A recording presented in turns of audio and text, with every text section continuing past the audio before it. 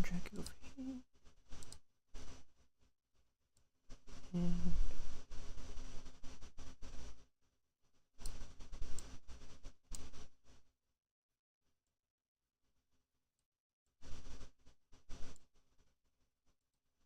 all right.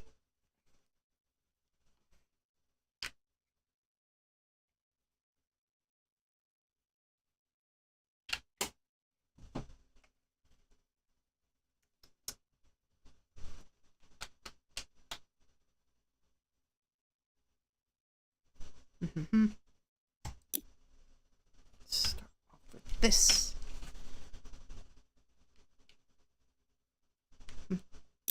What? Oh. Was lagging. Let's get you finished up. Gotta find the one single speck of dirt.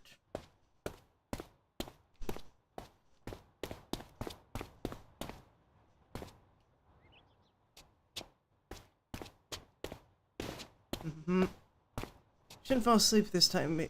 Yeah, good to see you, man. Don't mind me, this might take a hot minute because I am trying to find the last speck of dirt. It is 99% clean. What I do know is that it's in this area. So if I can just...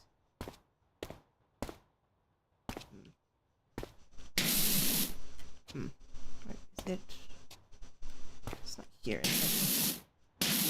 No. Let's go to the store right now. Everything, yeah. Right now, like, because right now, obviously, it's the last speck. Everything else is cleaned, except this one big floor area. So I'm just...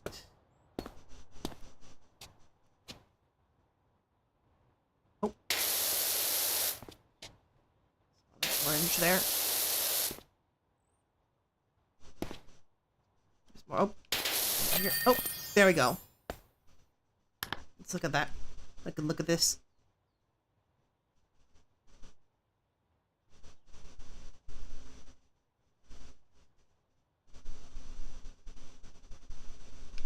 Beautiful. Job well done. I guess nope, not clean the shoe house.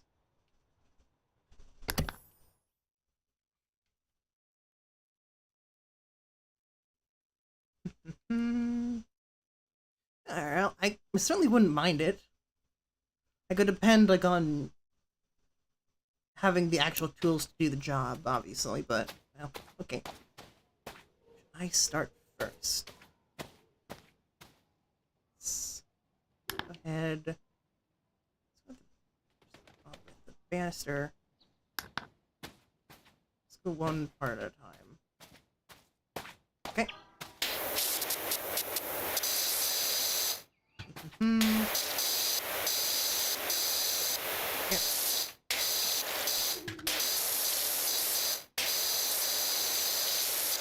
And yep.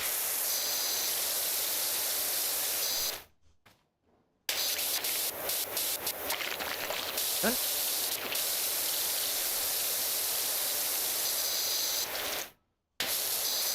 And then here.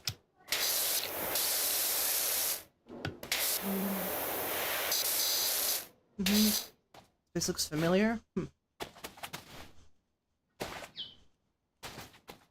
Can't say it rings any bells to me.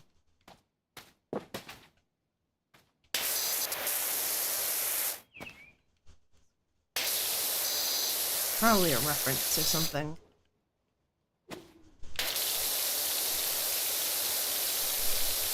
And then... Yep.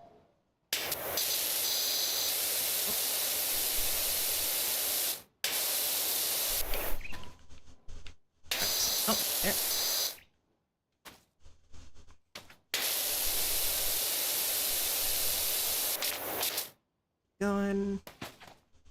this side. And here.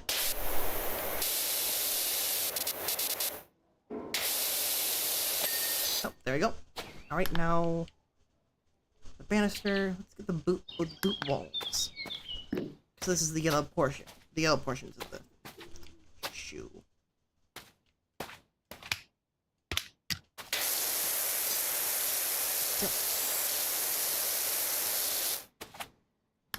What's the shop? Has the shop been restocked yet?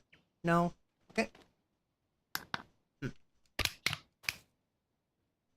Yeah, so I'm out of multi-purpose right now.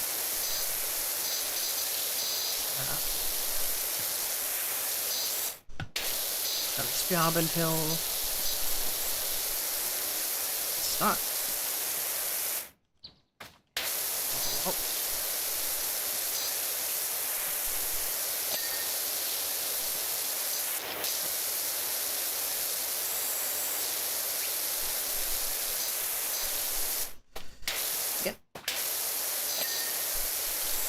Nice sounds. Yes. Very good noises.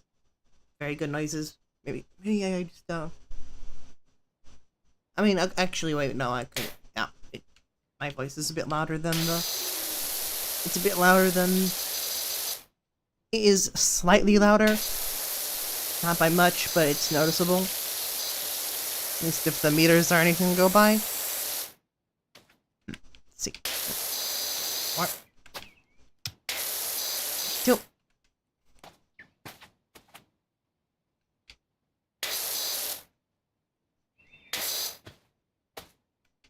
Not here. This won't. Okay, so it's somewhere here. No.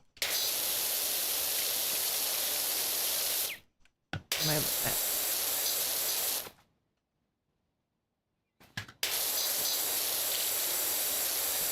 Let's clean this part off real quick. Oh, while I'm at it. There we go.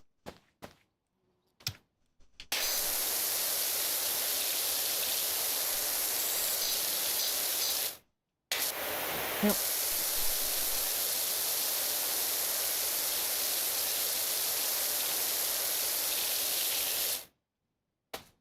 Oh, here we go. There we go. That's one part of the shoe. Well, do you have to? Okay, so it's mainly it seems to be just be the shoe itself, or the shoe house. And I've got over here some scaffolding to get a better vantage on some parts, I guess.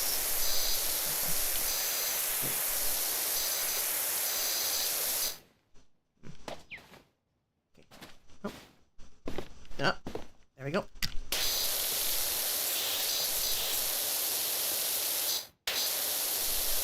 There we go.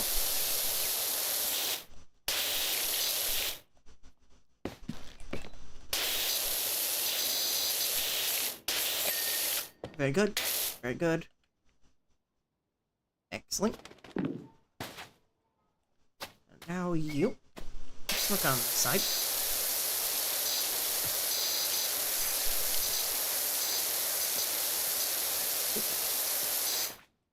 Pretty easy then, yep. It's definitely a lot easier than like cleaning like a Thunderhawk. Or an entire street card.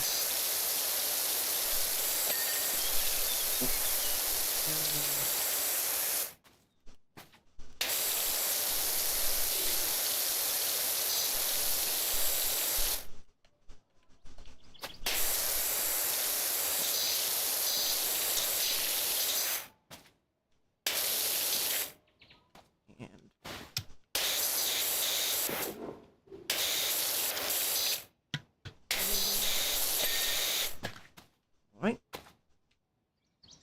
Boot wall.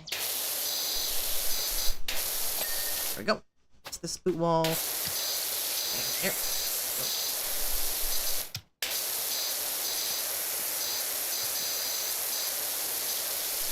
Wait.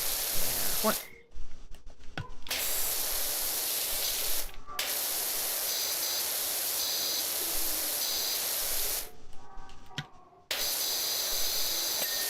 Alright, very good. Work on this. Let's get this window real quick.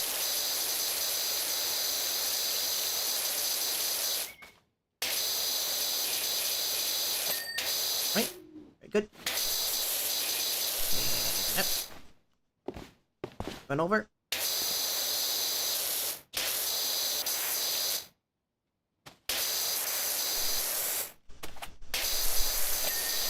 Very, very, very good. I'm on the soul.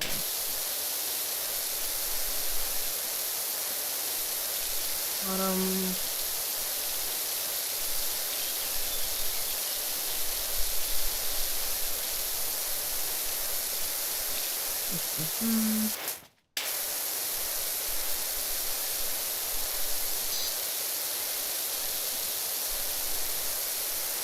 Oh, God. Turn around.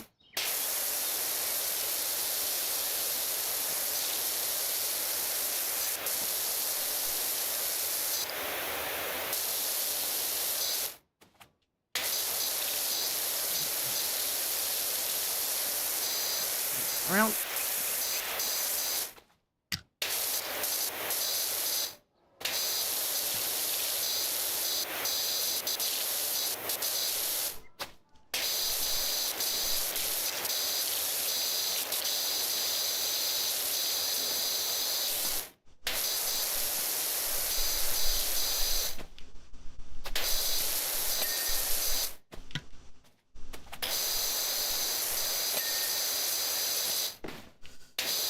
Yeah.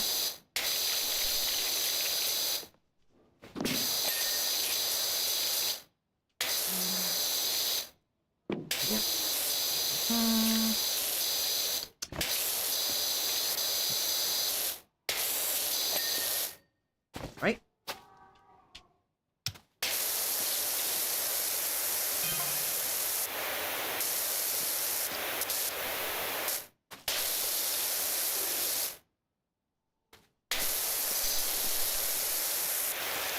Huh.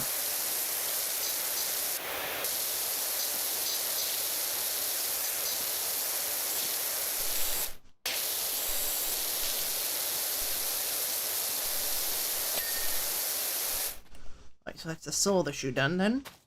Now just gotta work our way up then.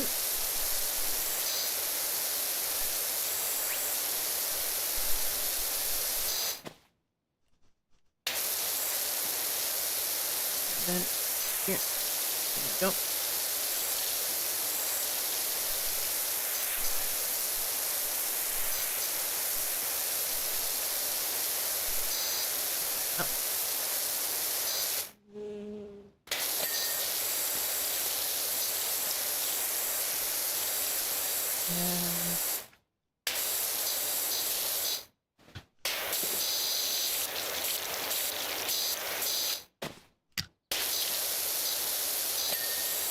Right. Oh. Right.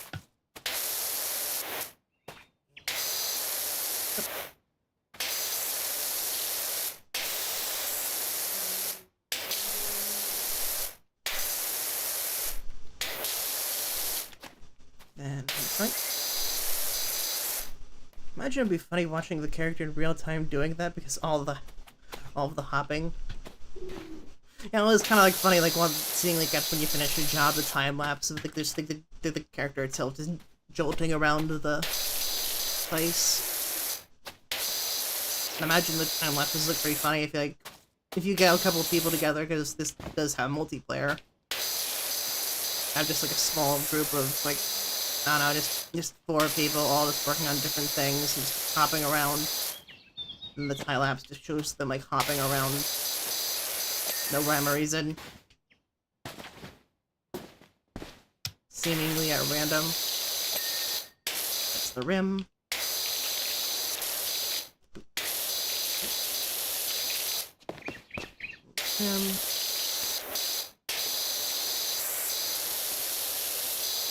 More.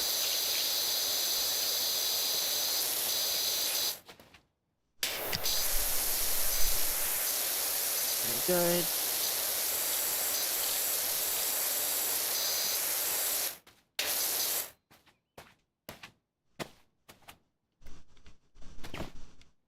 No, wait, let me get the...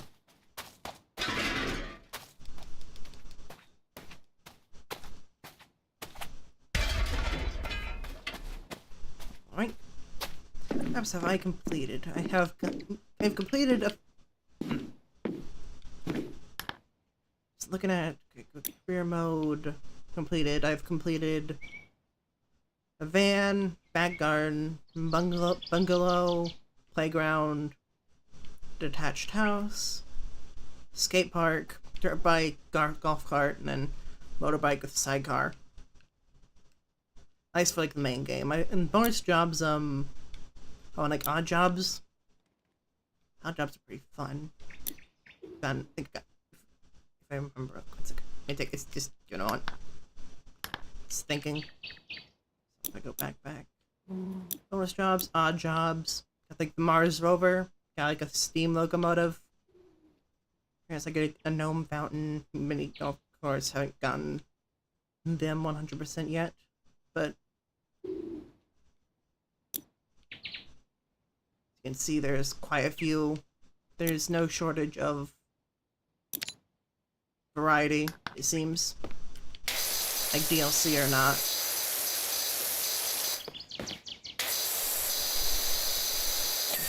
There we go.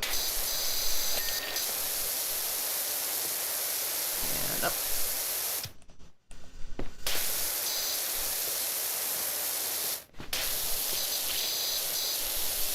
And here. We go. Right.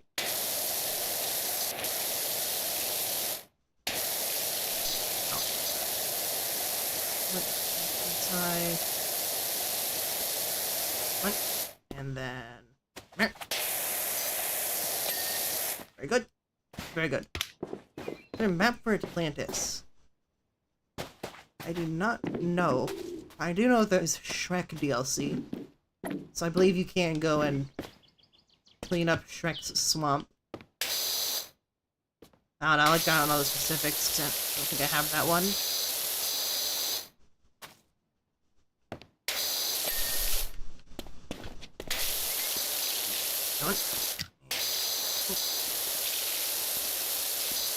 Water. What?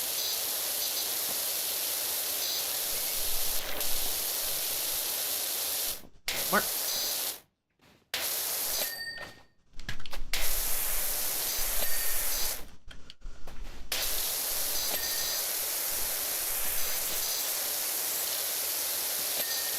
Wait, that's one of quite a few of the walls done.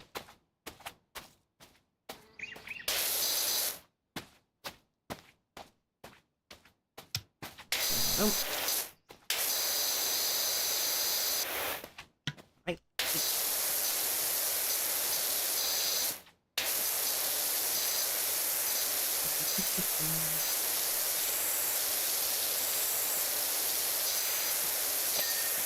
Very good.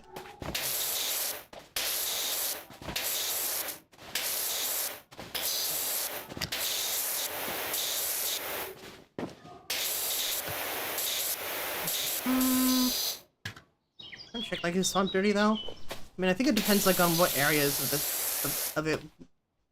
It's like obviously it's dirty, but like I feel like there's like a difference between a swamp and absolutely covered in like filth. I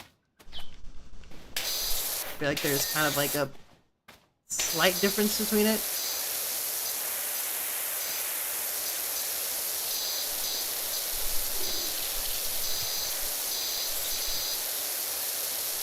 I'm kind of curious. What are the levels that unlock for that?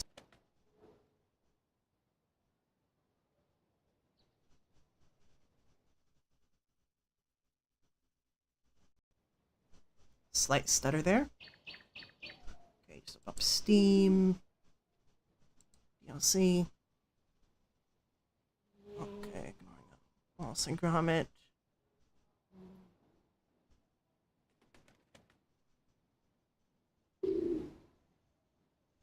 Shrek.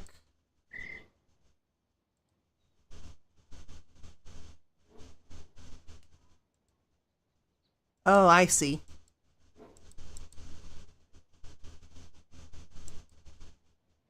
So the locations appear to be his swamp, but it's covered in pink, yellow, and blue, really bright neon colors. So, uniform barf essentially. Then I think the other one is Lord Farquaad's castle. What I'm assuming is Gingerbread Man's house.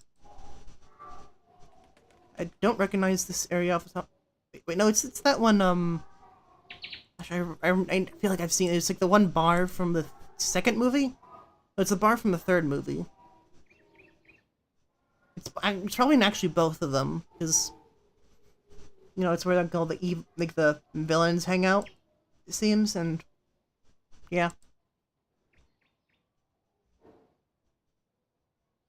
Oh, Fairy Godmother's Potion Factory, the Dragon's Lair, Shrek Swamp, Hansel's Honeymoon Hideaway, and Duloc. So that's just the place. So yeah, never mind the bar. That's not a place. It's in that DLC.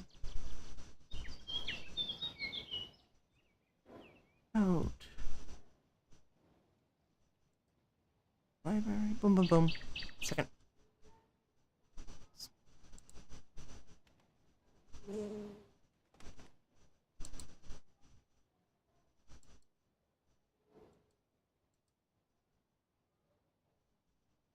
What?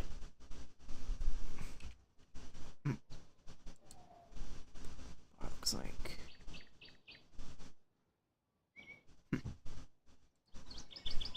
Apparently there's a really large amount of free DLC, so I'll look on the average stream things running the game while looking at the DLC was messing up. But a game like this, but the opposite. Like, oh, basically just like reverse cleansing. It's just like just make it everything dirty. Honestly, that would just be Splatoon. Honestly, that would probably be like a Splatoon. That sounds like a Splatoon game, honestly.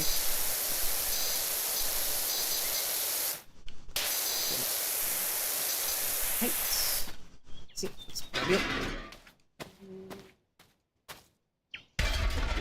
Ah, wait, that's the soccer ball.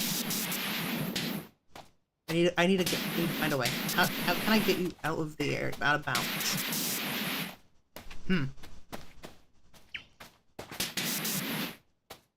There's gotta be a way.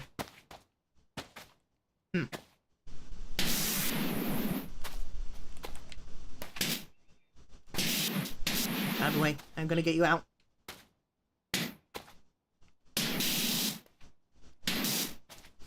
I'm gonna check that out then. See? Come on, get out. You gotta escape. Liberation.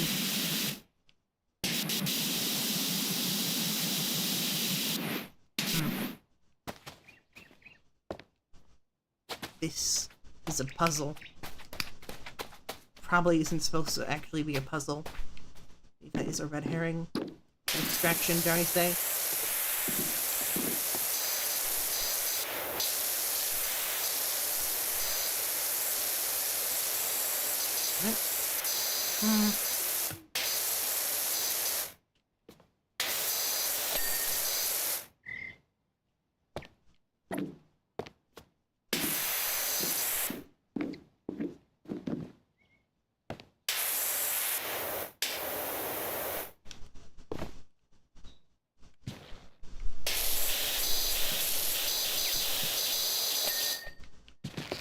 Alright. Let's work on the...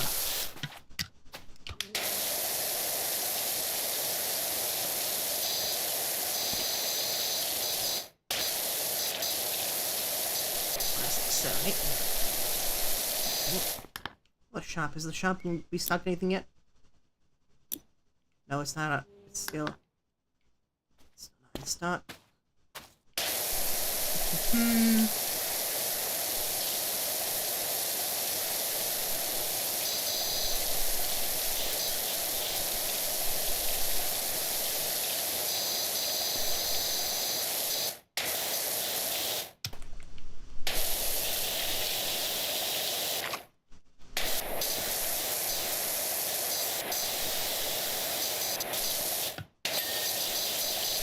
Right. Side.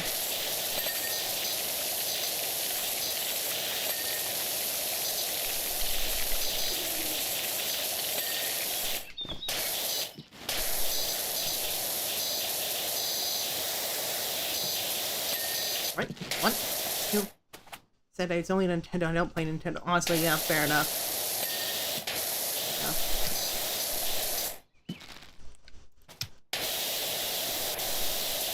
I don't plan on buying Nintendo stuff anytime soon either, so...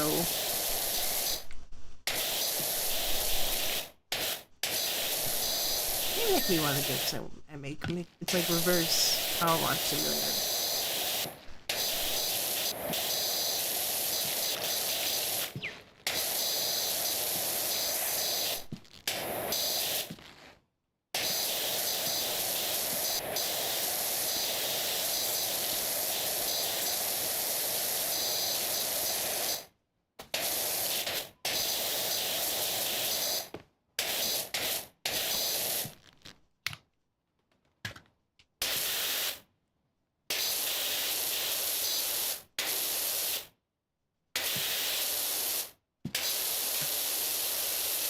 Here.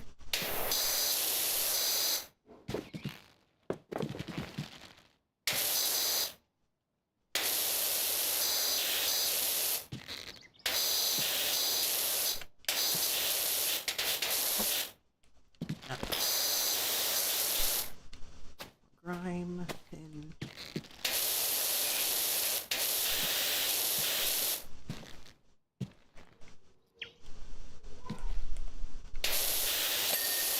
Oh, there we go. And let's get this rim.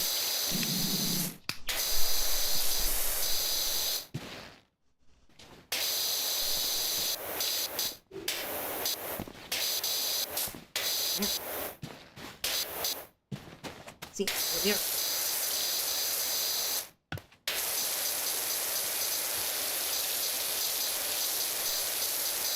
Here.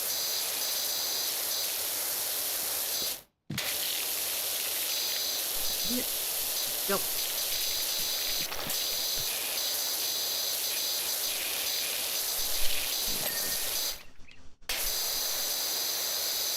Good.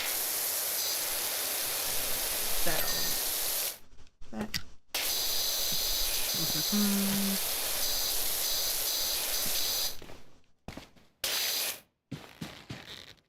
We deal.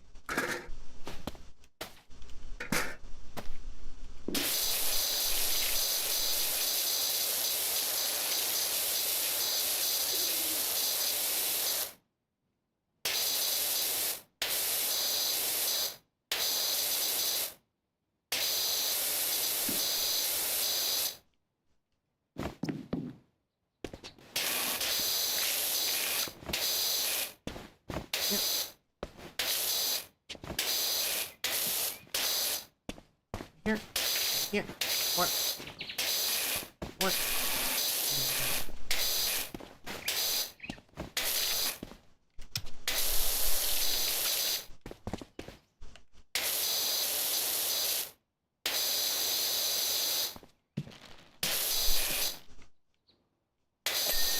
Oh, there we go. Nice. One bit.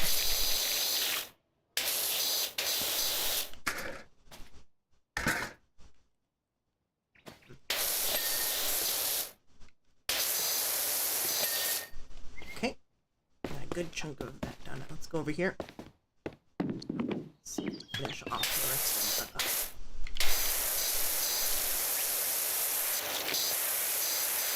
shoe walls. Yellow.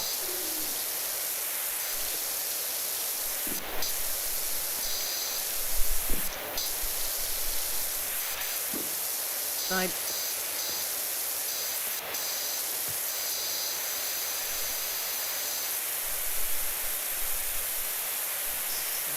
Down.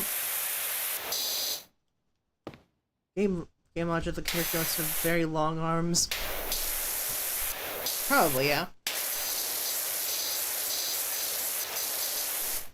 There they can just, like, summon any object within their line of sight. They can just be like...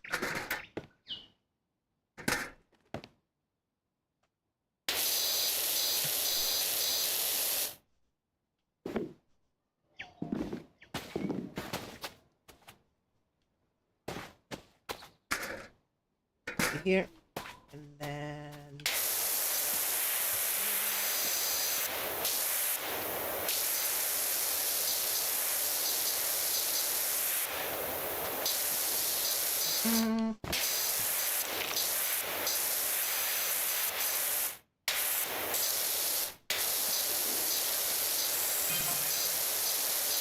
Alright. Oops, extra cleaning stuff is in stock. It's very good. More over you, and you. Very good.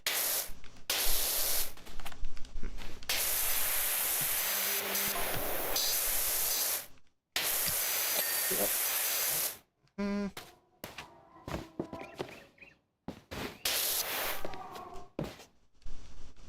Nope. Go up here. Let's see. Oh, there we go. Easy.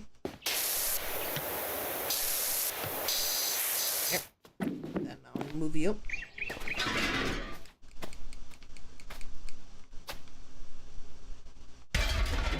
And then you. The long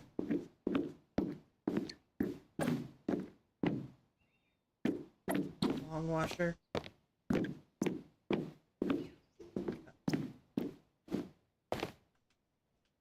Okay.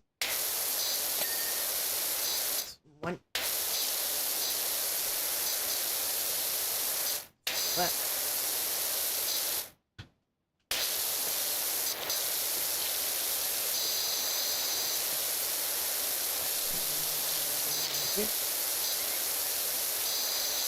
From my side. Oh, nope. There we go. That's that one part down.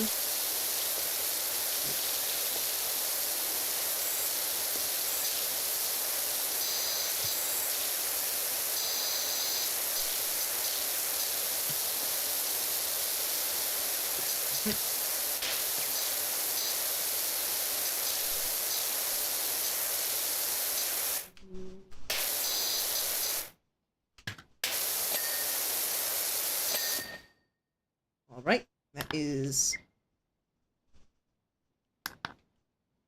Okay, so it's over here. Now we go here. Very good.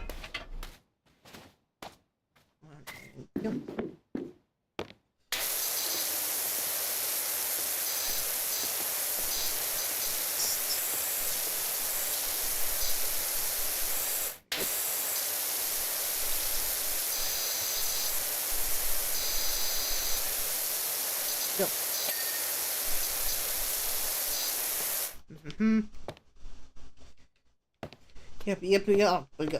Yep, that's I can move it. I can rotate it slightly. Closer. Oh.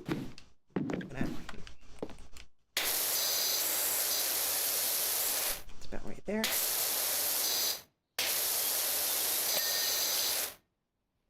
I see. Yep. It's just... They just go back to the basics. Pistol.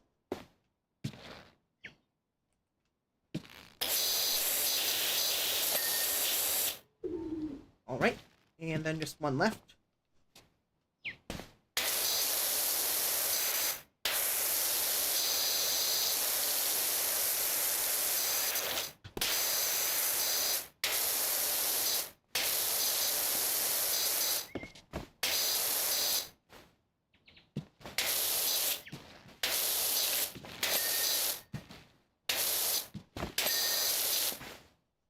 Okay, and then up. Come on. There we go. Very good. Let's see. Ah. Back to the long gun. I see. Very, very, very good. How strong is the character? I'd imagine it's probably mostly just a game mechanic. Because, you know, it's scaffolding. Is very much meant to be used to reach areas that you can't normally. So that makes the most sense. There's a moon map. There actually was, okay, 1 second. Career. There was one on Mars.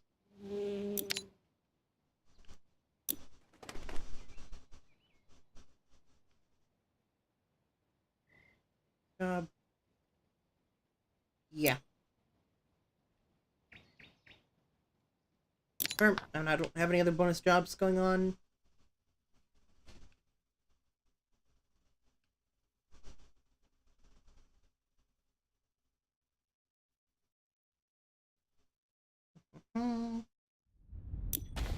Yeah. Oh, you can see this is Mars. 1 second, I'm gonna actually go over here real quick. You got alien gnomes. The mystery hatch. Oh, don't worry, it's just this is like the bonus job stuff. I don't know, it's not the main career map. Here, as you can see, he is an alien gnome. This mysterious hatch. Over here, he's got the Mars rover. Which one is this technically? It's the Mars rover overview.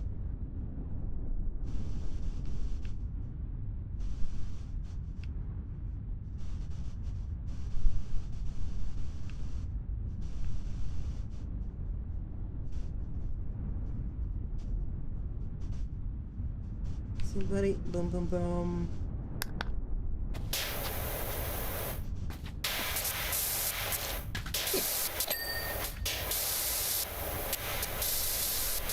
Start head.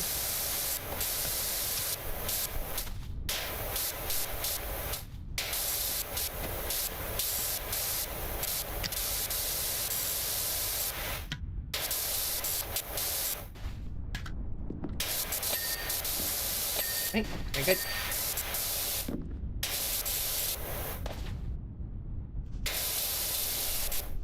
Good. Okay. Right here.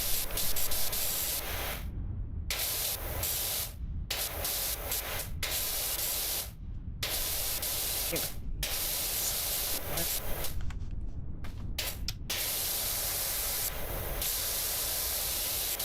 Mm-hmm.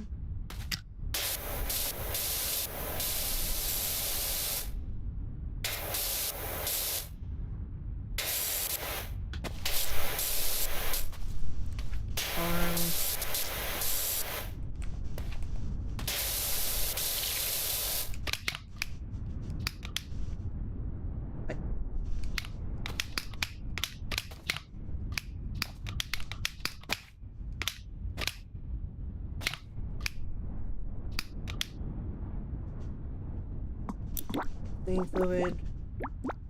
Don't got any clean fluid. No.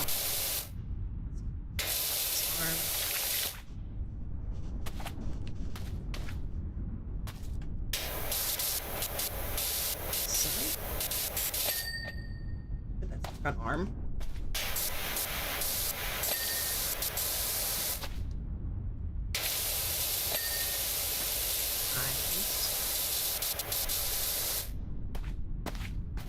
Sensor.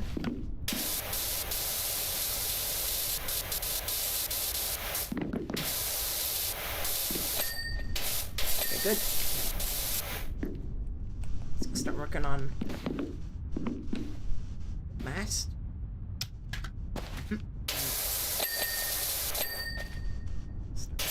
This.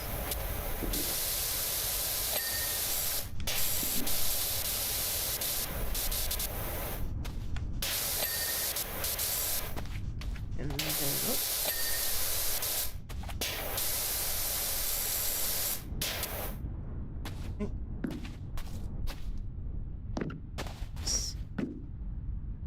Oh, I see. Very good.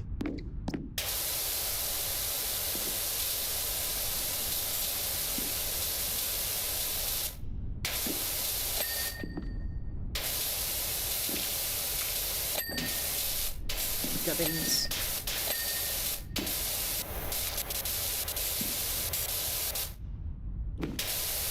Here.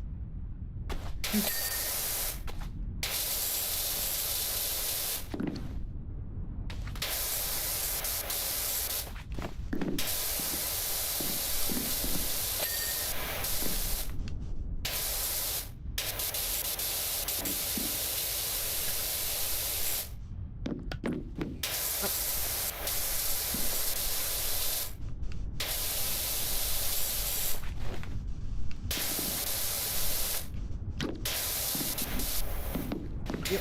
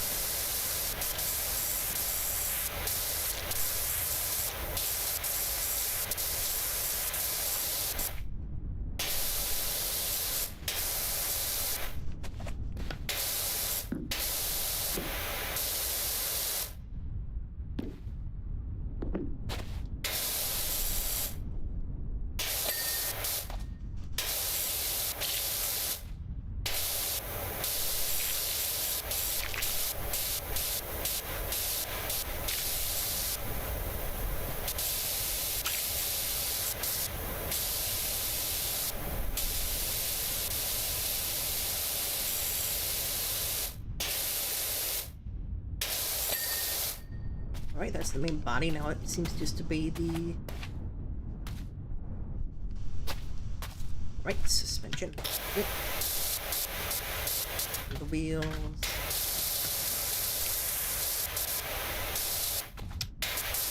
Move you over here.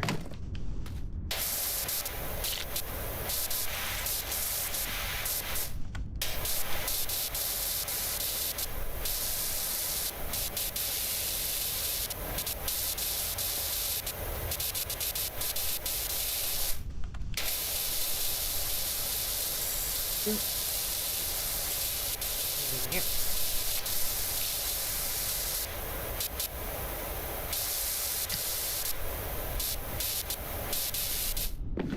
And then here.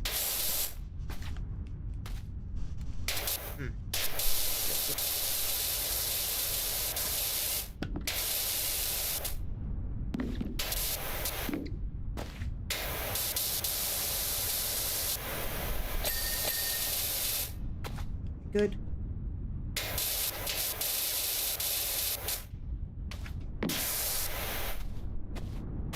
Here.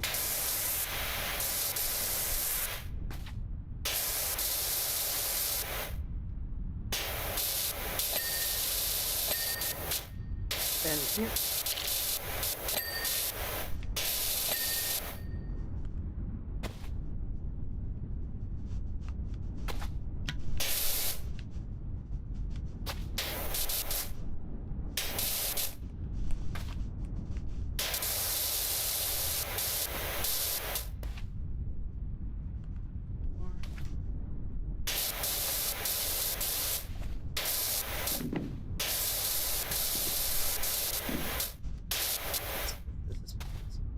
Seems too easy.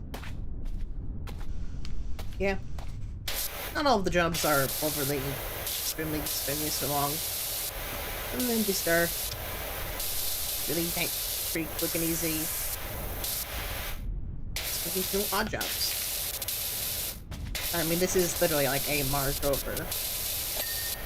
Probably actually pretty accurate to the actual Mars rover itself, considering, you know, NASA probably has like the blueprints posted somewhere online. How accurate this is, like compared to the actual thing. It's not like I can go over to... Wait.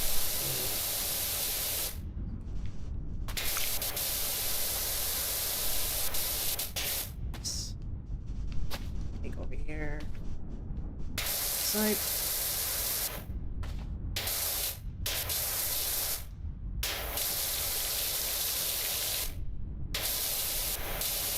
Yep.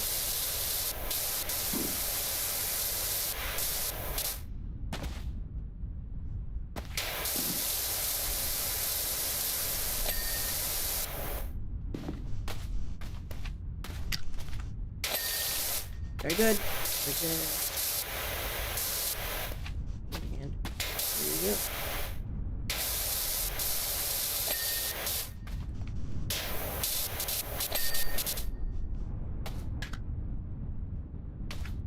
Sensors? Where's the last one?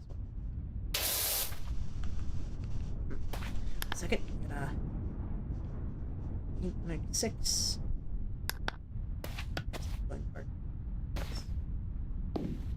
Ah. Yep. I see. There you go.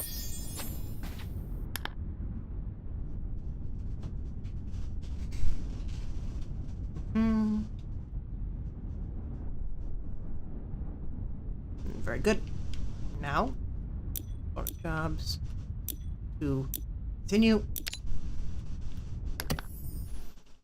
with the shoe.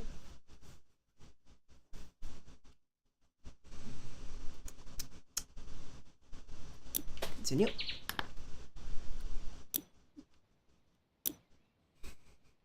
Just want to see something. Can't buy anything at the moment here. Medium duty. Can't buy you yet. More money.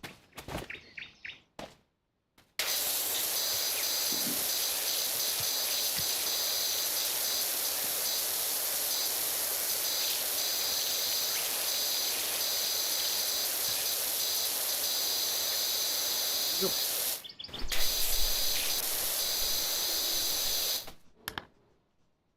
No. It's the other button. Here.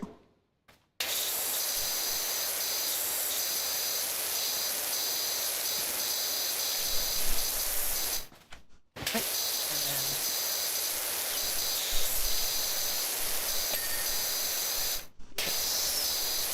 Yep.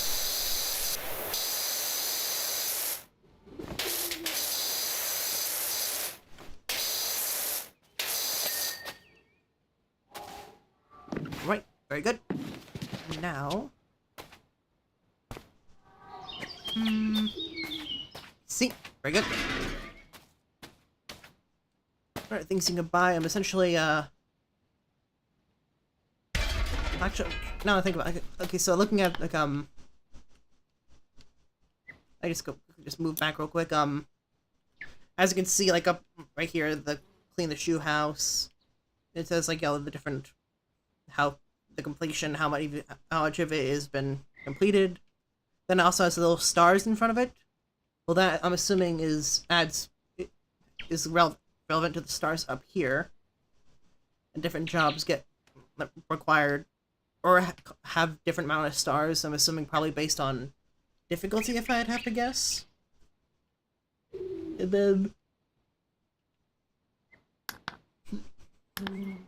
And then as you complete different parts of the levels, you get a bit of money depending on what you've cleaned. Then you can spend that over here. Obviously, you got customization options, but the power washers. If I go to professional duty, okay, so this one right here is locked behind 90 stars. And right here is for 2 million. Oh, I have water actually. It's weird. Second.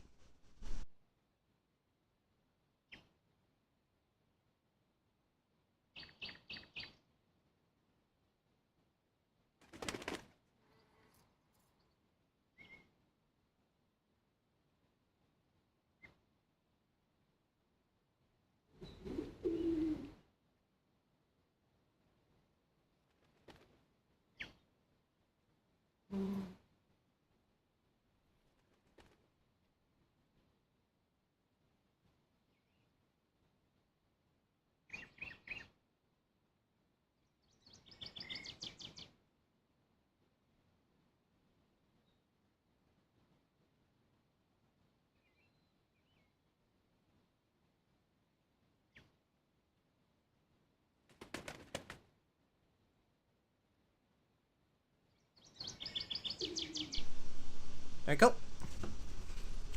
Back. But yeah.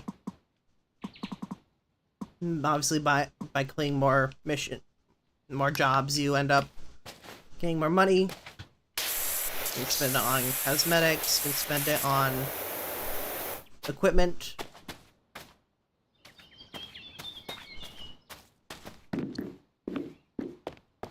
You can also use it to buy, if I can switch the nozzle to the soap nozzle, like the different cleaning liquids. What these essentially do is they essentially accelerate the speed at which grime is removed for like specific types of things. So if I use the stone cleaner on the stone, if there's like really like thick amounts of like grime or like maybe like moss or mold, you can power through it. And it doesn't really have to be too accurate since it's like, since if I just go over here, the cursor is a giant circle. So basically just, actually, okay, like this, since all this is multi-purpose, I can probably just go.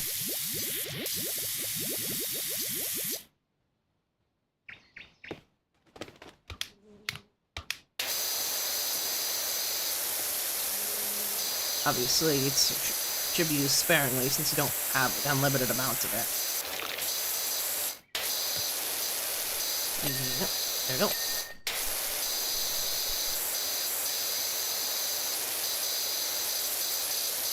we go. Right, that's that window rim finished. Let's move you over. Actually, you here, grab you right here. Then footstool over there. You. Move this. Do more wine with the rest of the house. And right. Right.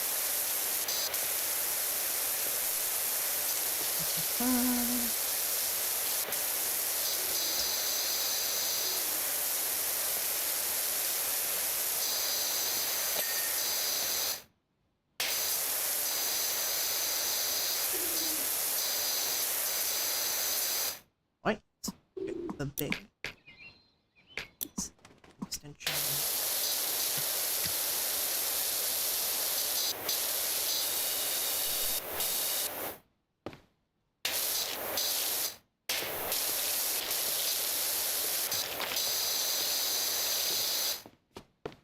And then you like real close. Good.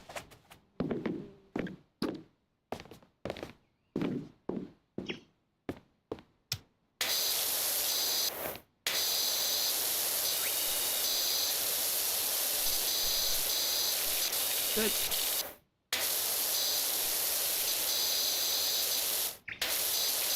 Here.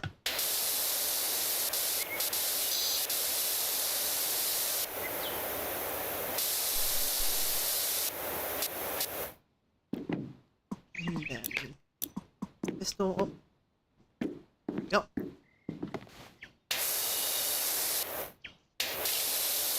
Here.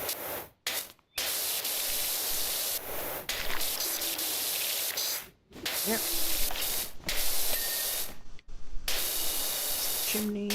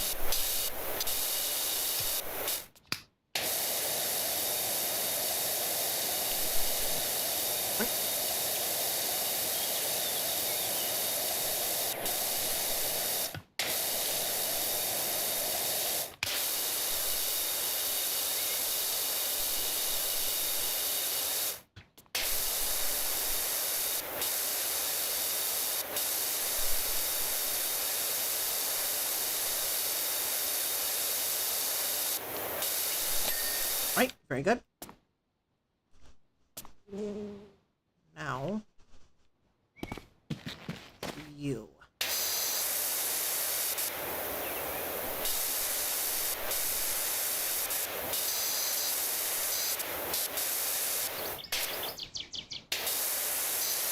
Nope.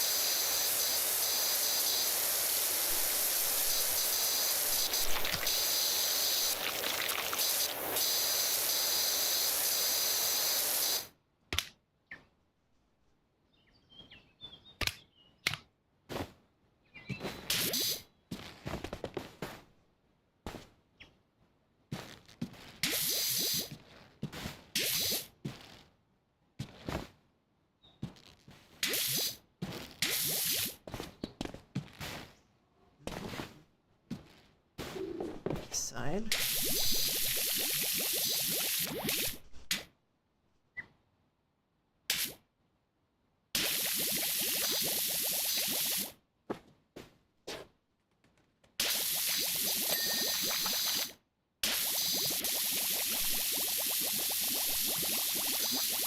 And over here, just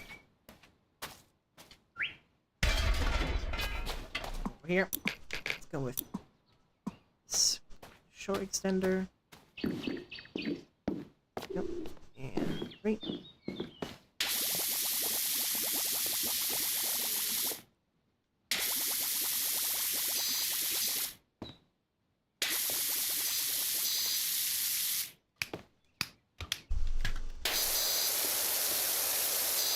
Right.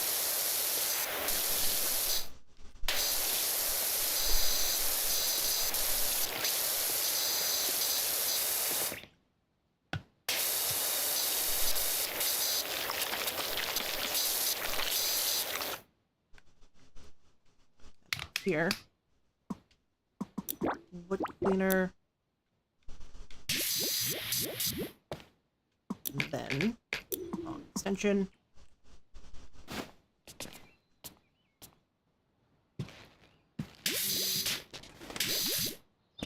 Here, up.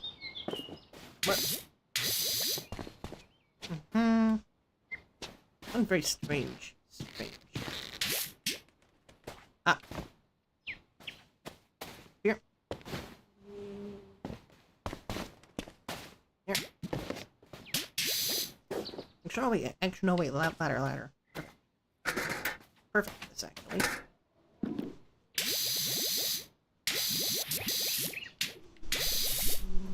Right. And then over here.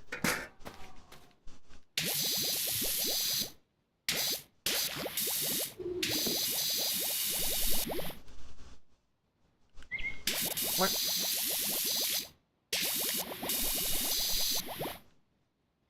Here.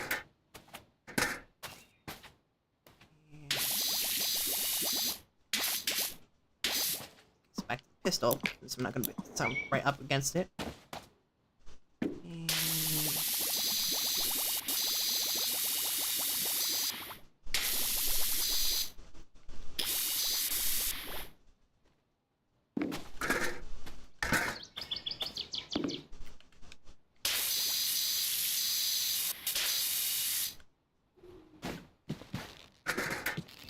here.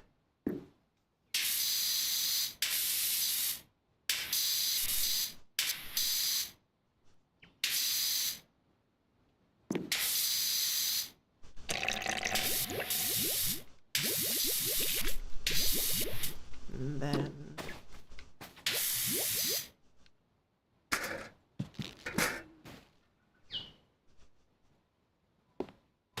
and here. No, nope. Up. Steel. Okay, that's the underside cleaned. Very good. Back to you.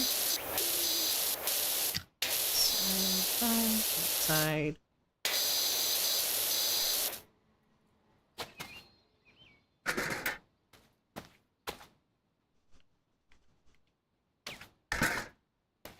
Alright. And then for you.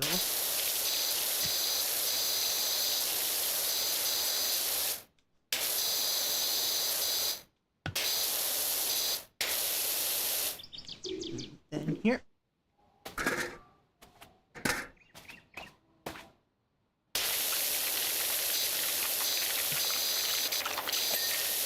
Here. Side.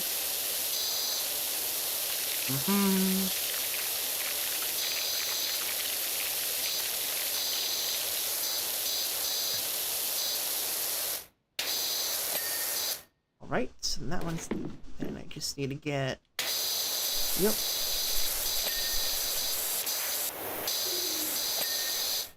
Very good. Oh.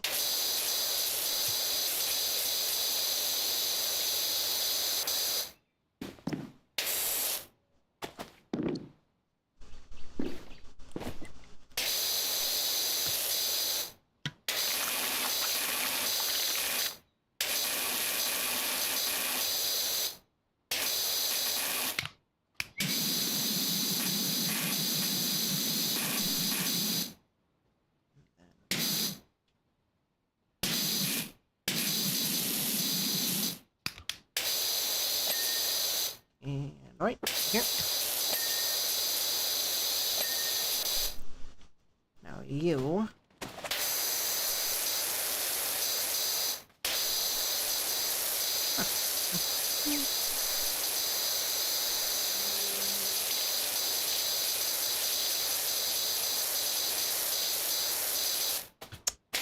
And then this window.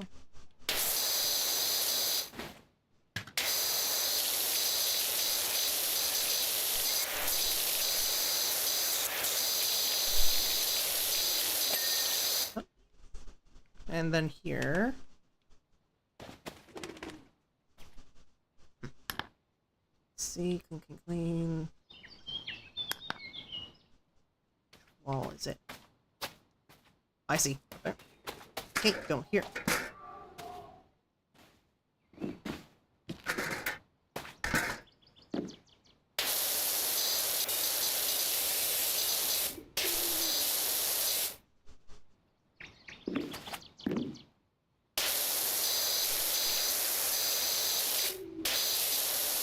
Here.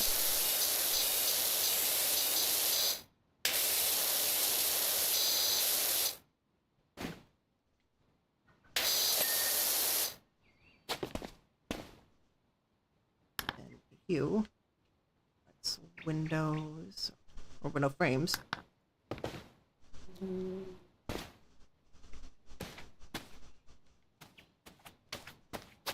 Is this side?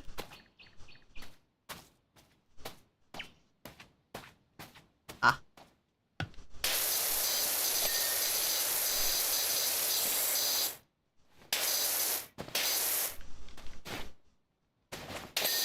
There we go. Right, one more. One more.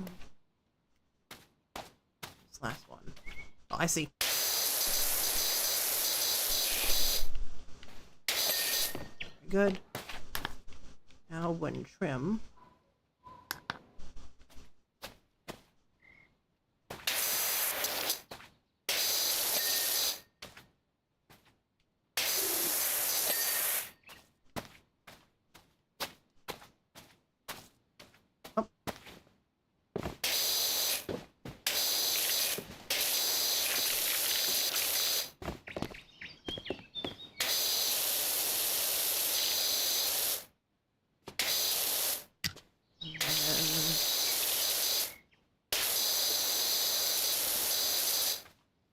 Here.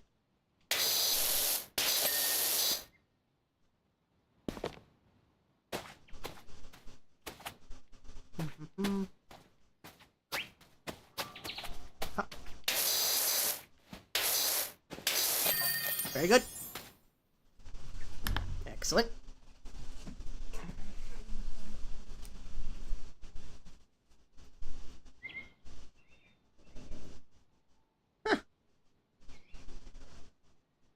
Because the scaffolding just doesn't exist.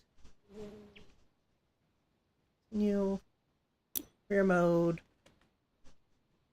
Let's clean this car. I like this car. Let's clean that car. That looks cool.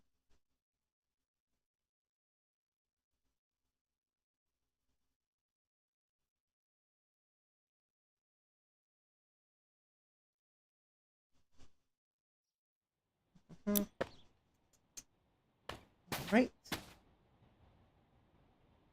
Oh. Let me look at. Okay, 2 million for you. And then go back.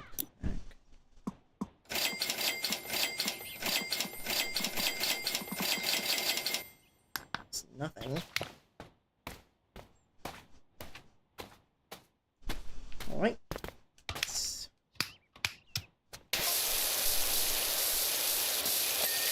Look at Windows.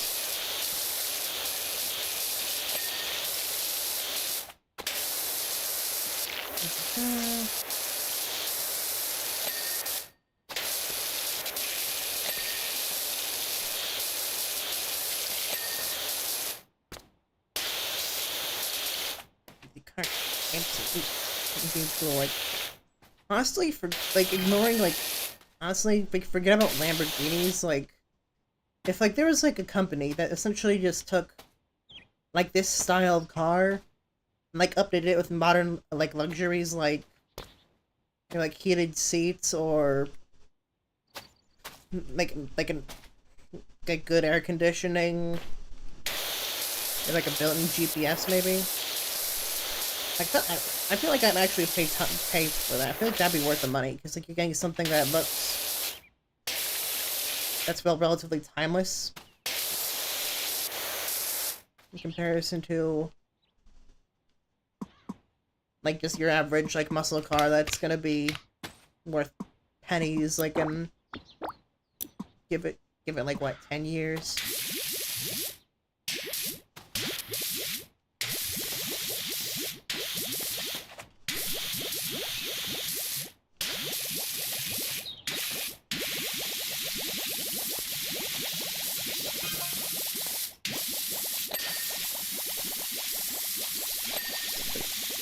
Majority of it.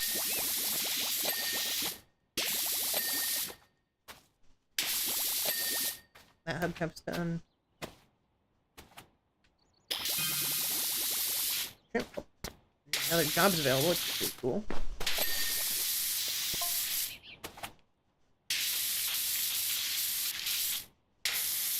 They're way better. Honestly,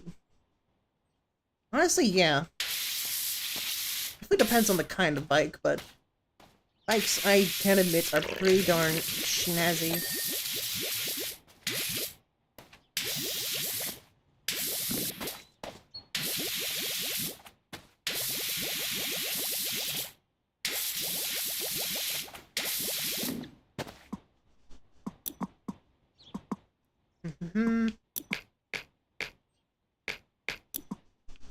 Why am I grabbing the long gun? I'm not gonna be like far away from anything.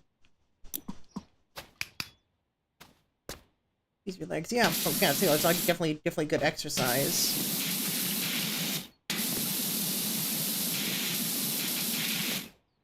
Also, I don't think you need a license to use a bike, so you don't have to pay for car insurance.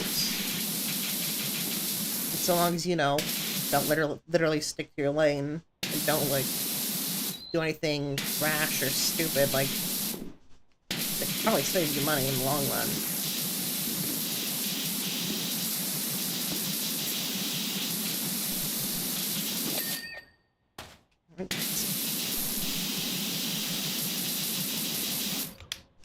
Okay, let's see here. Yep. Person who uses the bike lane.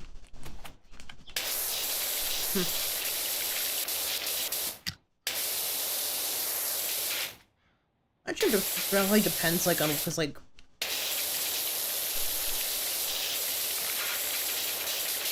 it's obviously, like, it depends, like, on the amount of traffic, but for all intents and purposes, like, because you can also like, bike on the sidewalk, so it's not like bikes are, like, you have to exclusively have to be in the road, like, depending on where you are and whether or not it's, like in the middle of, like, downtown or something like that. Probably doesn't, you can probably just, you know, it's not gonna kill anyone if you decide to use a bit of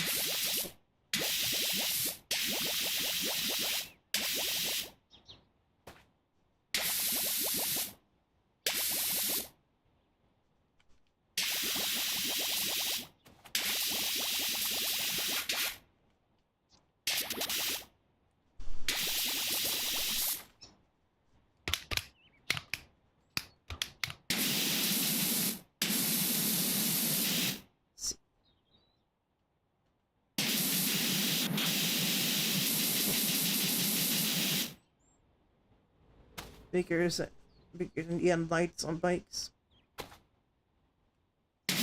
Yeah, that definitely like probably helps with like visibility. But I feel like one thing that's like different, like obviously like other than like obvious, is like how is like the sound that they make. Because bikes, like I'm like ignoring like you know like a biker bike.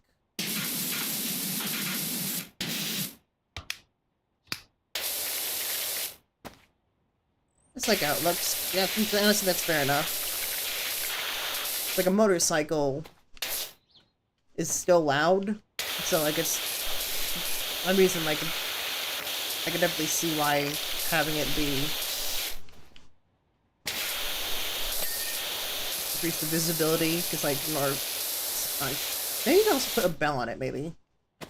Honestly, like a little like a small little cowbell like that like jingles as you move.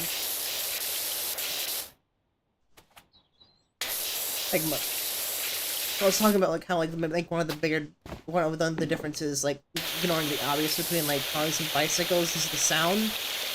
It's like someone riding a bike and someone riding like a car, like just like, maybe unless it's like an electric vehicle, but at that point it's like a giant moving metal truck. It's very negligible. But like compared to like someone riding a bike and someone who is driving a car, cars on the average is going to be louder than the person on the bike. Like obviously with the exception of motorcycles, but that doesn't really count because it's literally just it's in the name. It's a motorcycle.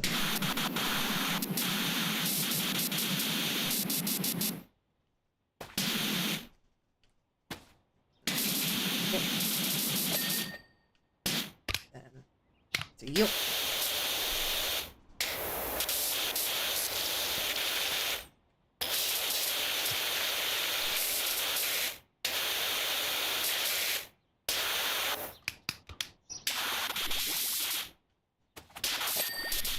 Very good.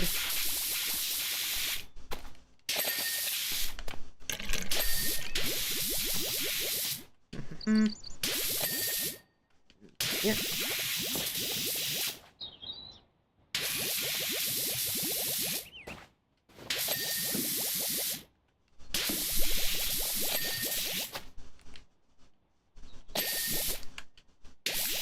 Here.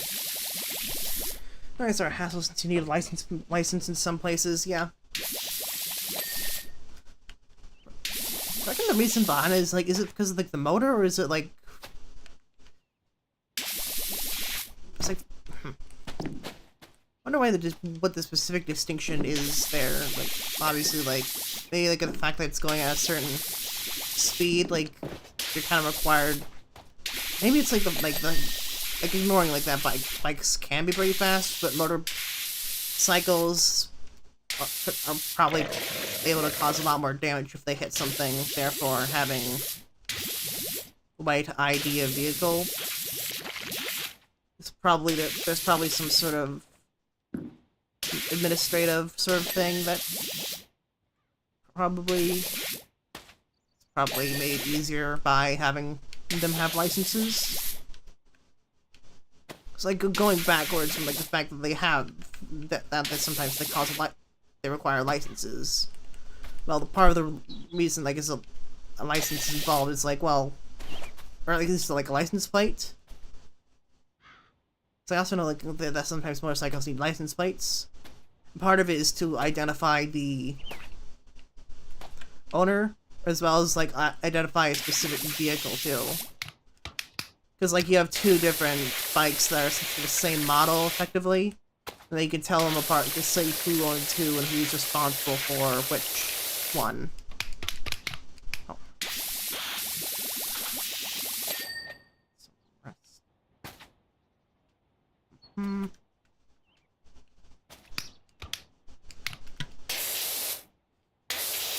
Down here.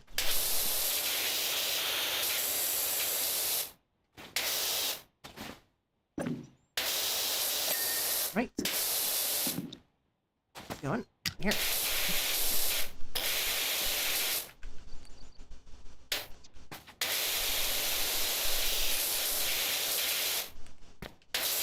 Here.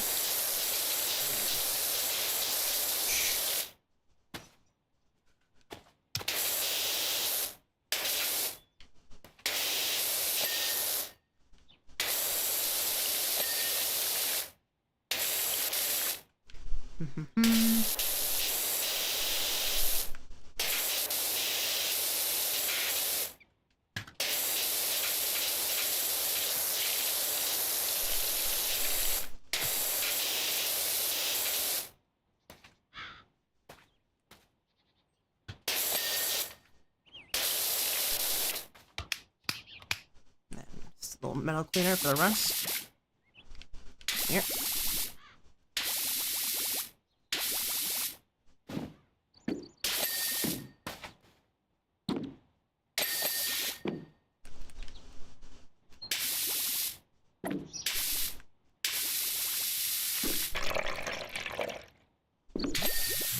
And then, where is it? Where did you? Very clean. Still checking.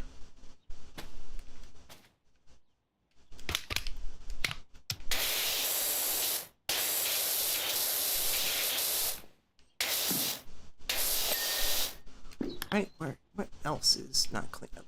Headlights.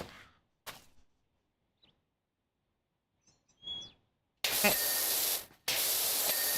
Two. What else needs cleaning? The horns. What horn is it? Are you not clean?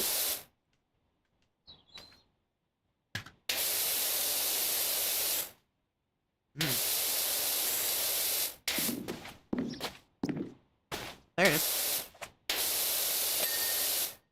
And then go down here. Tires. Which tire is it? It's on this side. Yep. Very good. And then it's just the wing mirrors. Wing mirrors, the door handles.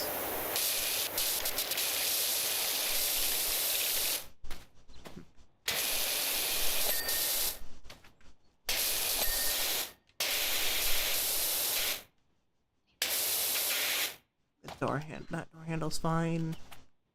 Then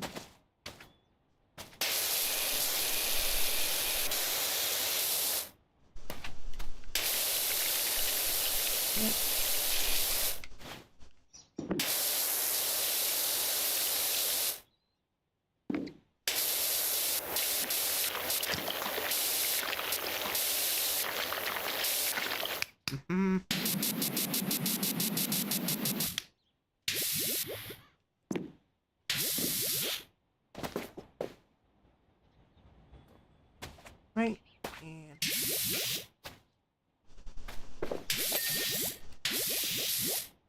okay, so all the way then it's the bumpers. Where's the bumpers? Let's go. Let's first get the bumpers.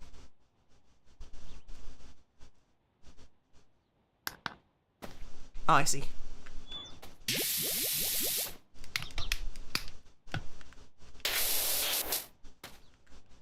Oh, I see. Here. There we go. And then the handles. There we go.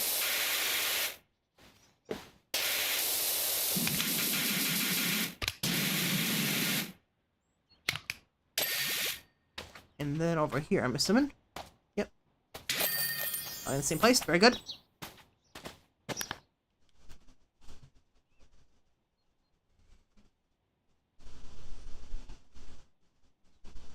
You beautiful. Oh, yeah. Fire station. Oh, you have like you get a lot of money. I got me a lot of money actually. So do this one first.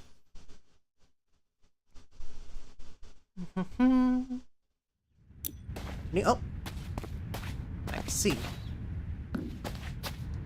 I start first. Start with the doors.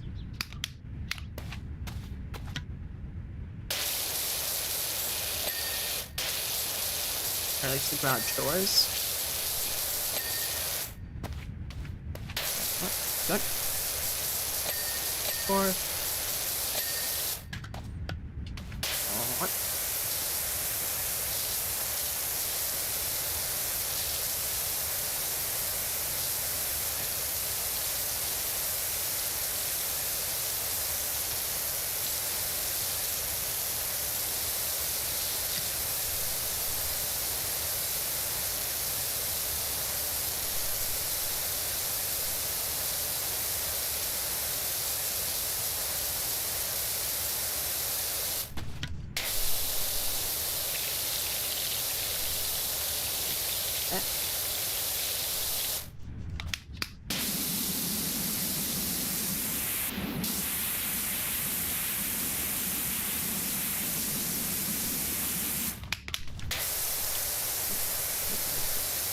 Six, 7, 8,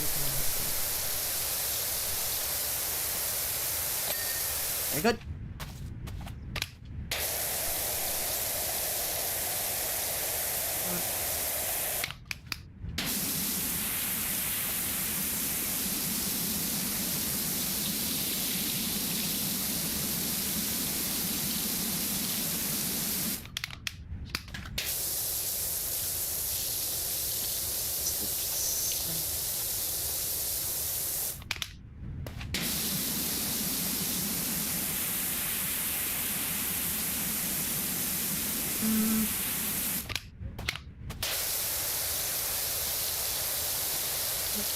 Here.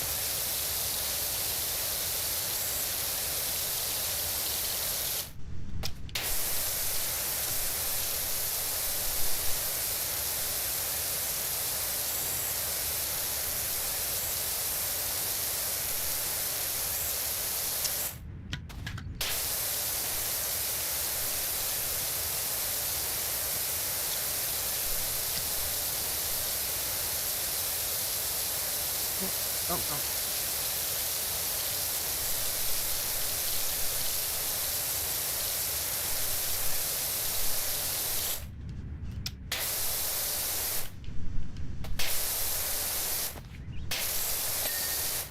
All right, very good. Another garage door.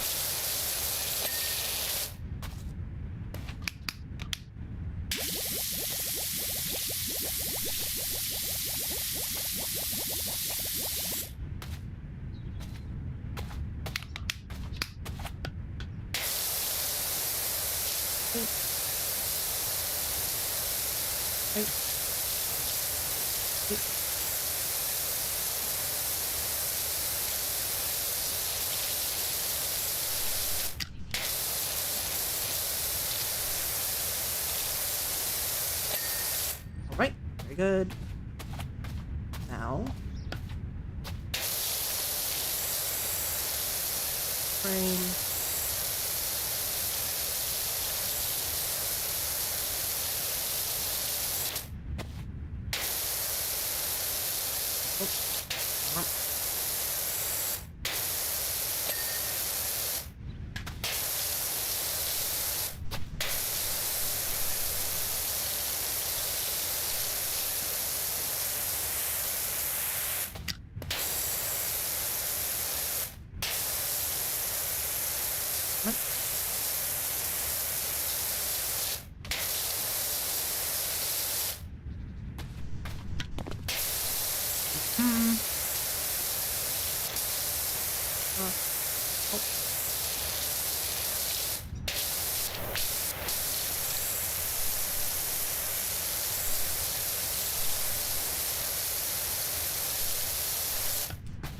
Here.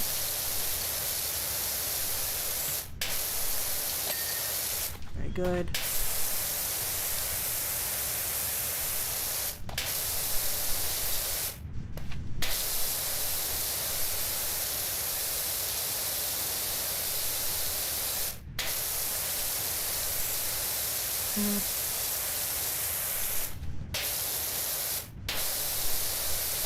Down, down. The places I'm looking. This is the fire station. Place has seen better days.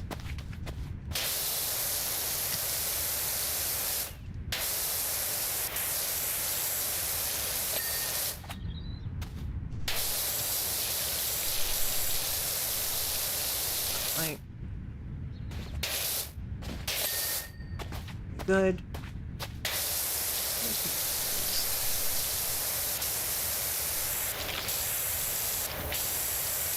You are. Let's see here. Mouse cleaned. Okay. I see. I'm gonna start right up here.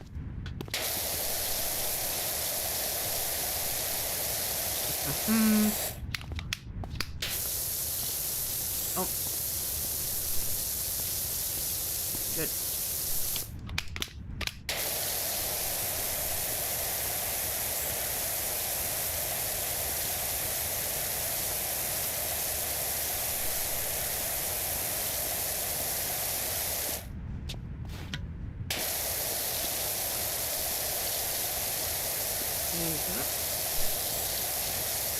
Back.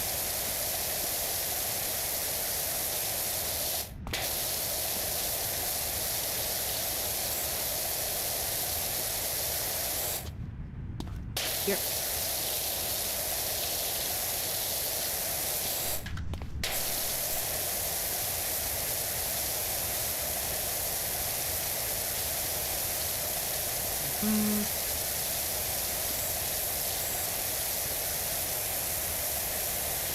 Okay, there we go.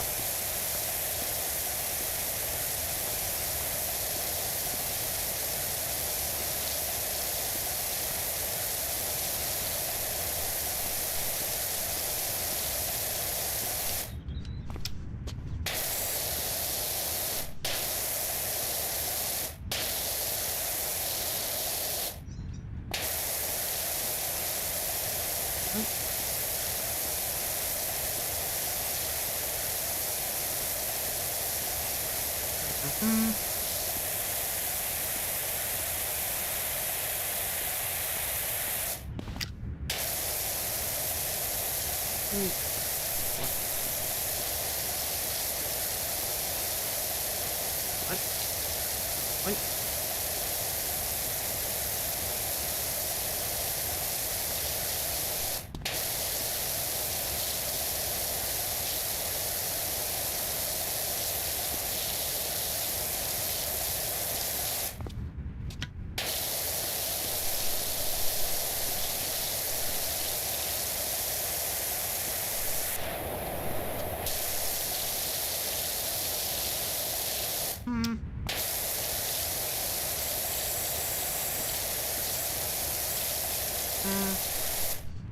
It's over there in the distance, yeah. It's big ol' a nice forest. Wait, what's this place? What's this say? It's it's food market. We got diner, motel, welcome vacancies.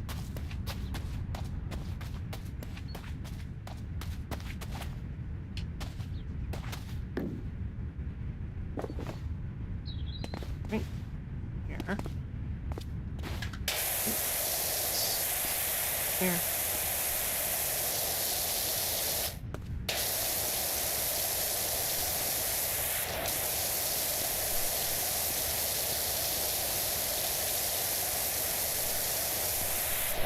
So,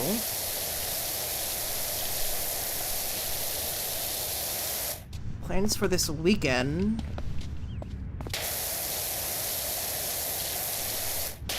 Gotta work on setting up emotes for Twitch and Kick. Not sure how it works on YouTube, so I'll wait a bit for that. And also gonna do some more research on how to rig, how exactly I need to get my updated model's arms to move, like the extra set of arms to move with like the main set.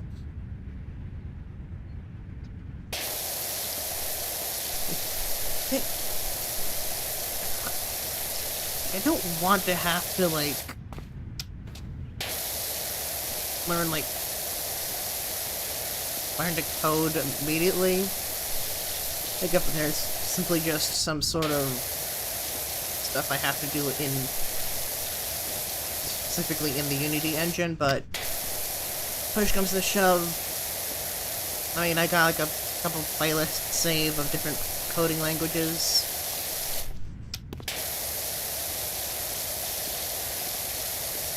It's like, can't be a bad skill to have, really. What's wrong in having an extra skill in your back pocket?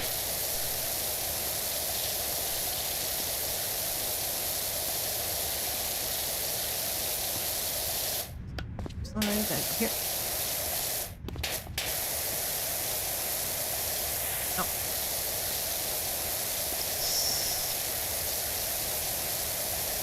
Rough done.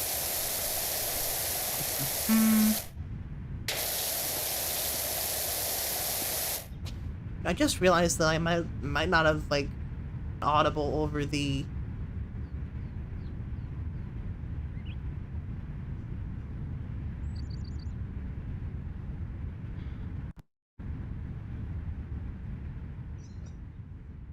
so if I go okay, then I go from here to here. I think my talking voice should be a bit more, if not I'll just repeat. But what I was saying was that plan for this weekend is A, to get the emotes I made set up for the emotes that I made set up on Twitch and Kick. I'm not sure how it works on YouTube's end, or if there's like a certain subscriber threshold I have to meet. But yeah. I was gonna here, one second, we just essentially the plan for this weekend will be to take the emotes that I made and set them up for Twitch and Kick. I am not 100% sure how it works on YouTube's end, or whether you need like a certain subscriber threshold. So for now, I'm just gonna see about updating them, just Kick and Twitch specifically. And also, I'm going to continue doing research on how to get the arms of my updated model to get the... I got a couple emotes. I think I got 5 total. They're very much not your typical emotes. They don't really follow any specific... They don't follow templates. They're kind of just like, okay, I want to make something like this. I made something like it. And boom. It was made.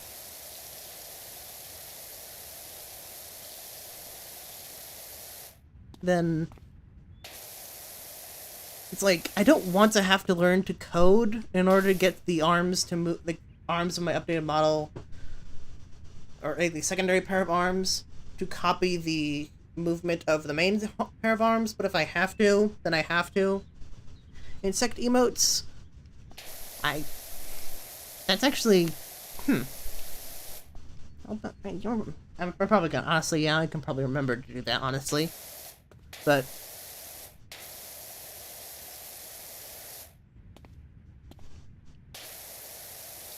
it's like I don't. It's like if I have to learn to code, then I'll do it. But if there's like some sort of plugin, or like there's some specific thing in the Unity engine, or maybe like in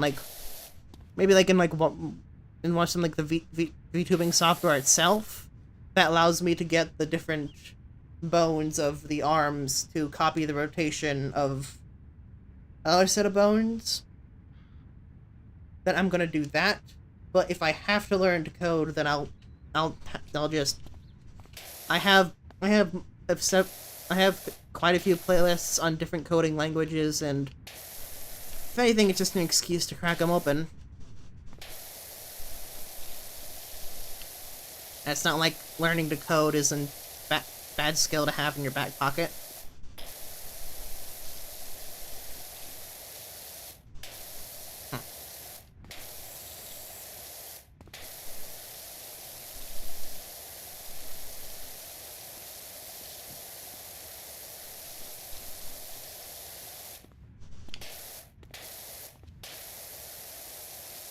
Yeah, maybe I can make like maybe I can make like a set like in addition to the ones I made, I can make a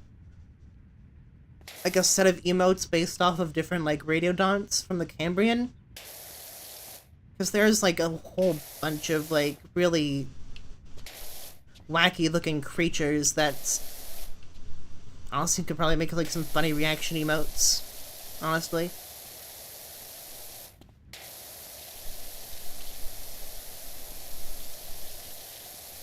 And not just because I like the Cambrian, but because like if I told you that there was like over 500 million years ago there was a small insect, like, or not like an insect, but like there's an invertebrate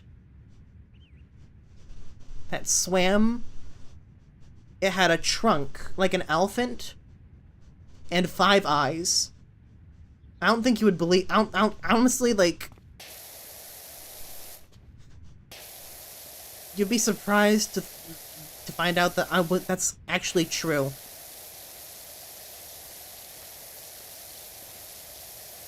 I think the Cambrian just has a whole lot of wacky animals, just in general.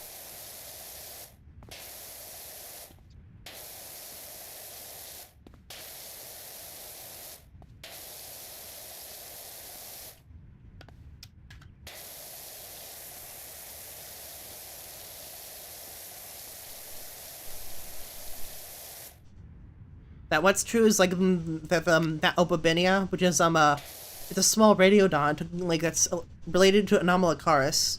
It has a trunk like an elephant, and had 5 eyes.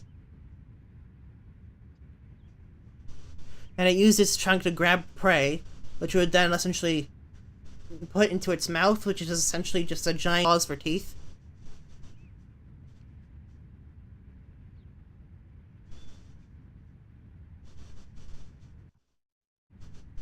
Alright, we're back. But like it's like the little, and its mouth was had a little orifice. It was like a little, almost like buzzsaws for teeth. And it would use its grab its prey and then put it into, essentially grab it, and then it put it into its mouth. And it had 5 eyes because reasons. And the weirdest and the funniest part about it is that of like we only know of one direct like relative to it. And it also existed in the Cambrian, so there's a good chance that it never made it past the Cambrian.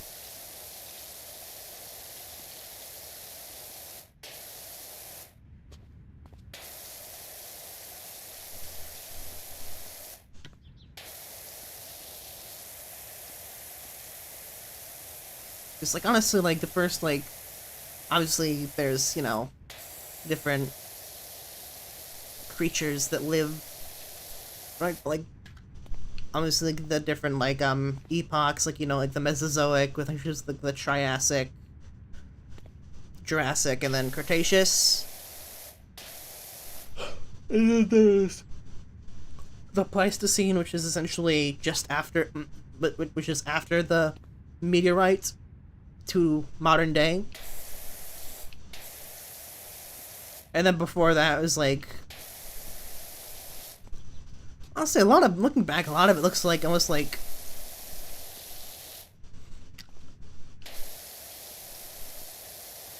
it generally looks like it was like life was like essentially just throwing like darts at a board, like, oh, give it a trunk, give it 5 eyes, make it boneless, also give it buzzsaws for teeth, and make it like 6 inches long.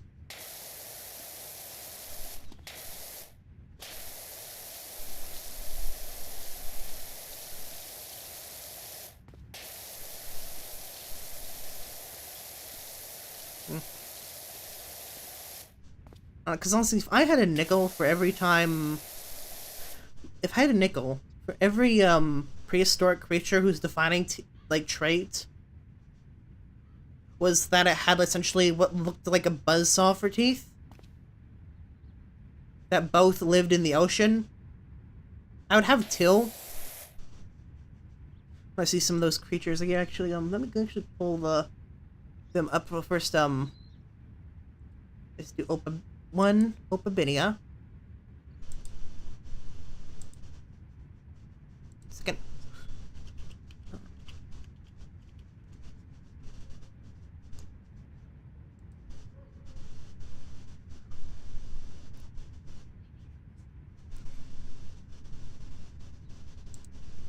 Opabinia. Save image as... Okay, good European G. And then Helicoprion. Which I'm not even gonna, like, sugarcoat it. It's a shark with a buzzsaw of teeth. It's the shark with... Yeah, that's basically what it was. It had a giant whirl of teeth. Real... Let's go like... Boom, boom.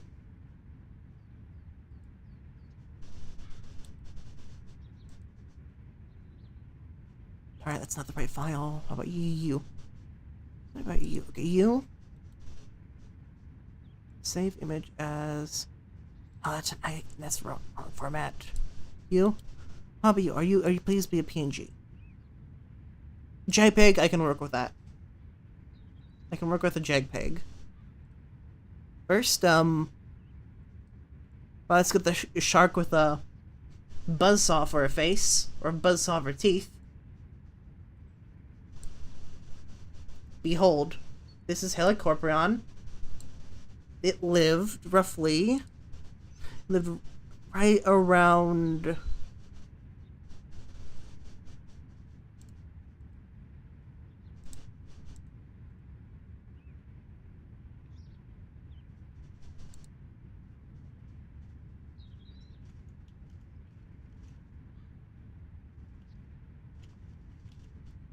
age, it was around 290 to 150 million years ago, which was from the Permian period to the early Triassic. The weirdest thing is, like, from, like, the fossil, right? Like, fossils, like, this is the... Is this... Please, let this be PNG too? JPEG, I can also work with that. Very good. But... this is the fossils that was found. If I just, like, really just drag this here and then put this, like, right here, essentially, I could just, can I just flip this? I'm just gonna go like that. And then, essentially had a giant whirl in its mouth. And I believe it used it to, get, like, little soft bodied, like, invertebrates, like the ammonites, which were, like, the little, the ammonites were the... like the squids, like, and like you honestly might have seen like one of the, like, they're actually one of the pretty common fossils, but they're like these little like little spiral shells, and like, and then, you know, they'd hide inside of their shells.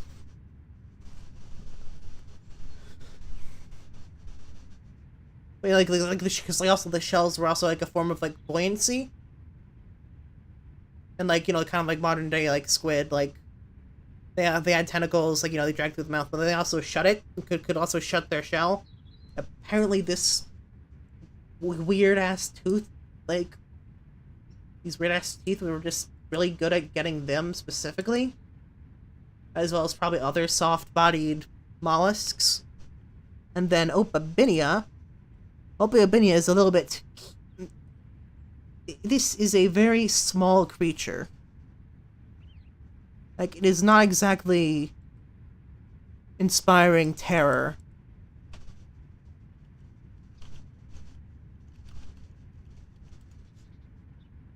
Like, this thing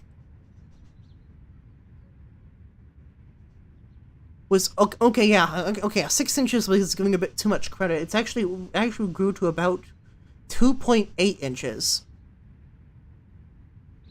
Yeah, it's like these, because, like, this is real small. It's this small little dude. It's kind of cool because, like, you gotta see, it's got the little he has, like, the 5 eyes, as you can see, and then it also has the, essentially, because, like, it had, like, a little trunk, and, like, right about here was where its mouth was.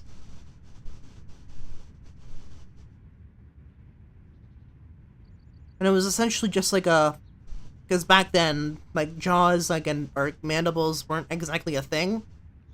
We essentially have just grabbed it and grabbed it and like grabbed its prey, which would probably be a lot of soft-bodied creatures, or maybe like armored like creatures like say like a trilobite who has like armor on the top, and like has maybe like a softer body underneath. It would take that and then just like essentially grab him and then, you know, eat him. Some weird fellows.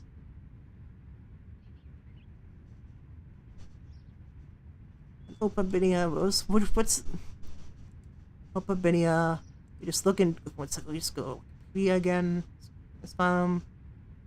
Its family has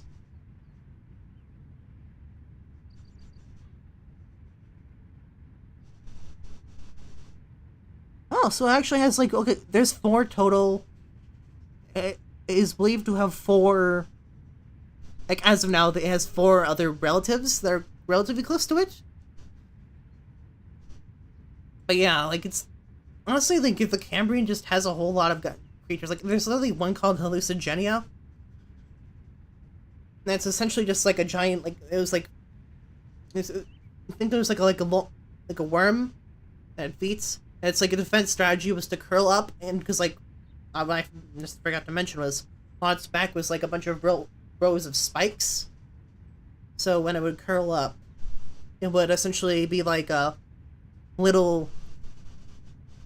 It honestly kind of like similar to how like a pufferfish like puffs up when like gets real spiky. But take that and like mixes it with like the pangolin or like a hedgehog when they go curl up into a ball. Honestly, like the Cambrian is just like honestly, it's definitely probably up in one of some of my favorite. It's definitely up there in terms of favorite time periods because it was that in the Devonian because like the armored fish was like because around the Devonian it was what actually I think it was just before the Devonian, which was the Silurian, was when Jaws first started developing. And that's around roughly where, like, the oldest ancestors to sharks started to evolve. But we also had another like, group of fish that were the apex predators of the time, called placoderms. And their unique feature to them was that they had heavily armored faces. And, like, they had essentially guillotines instead of teeth. Kind of like a giant... used like the armor plating that kind of made this like a pseudo beak, and they would essentially just take essentially just, you know, when you have that like really sharp, honestly not really teeth because teeth in the traditional sense, it's because it's like it was almost like if you bit someone with like it's almost like if you like put like a like you know like when you put down like the night visor. It would like if your like night helmet was part of your body, and you bit people with your visor. Would probably be what would most like similar to. And like one of the bigger ones, known as Dunkleosteus, he could bite up to produce bite forces of up to 80,000 psi. Right, per square inch. And for reference,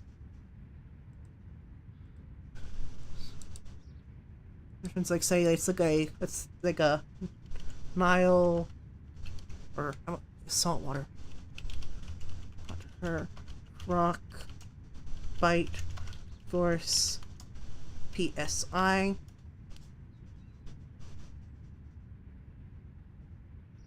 Yeah, like the saltwater crocodile, for reference, has a bite force of 3,700.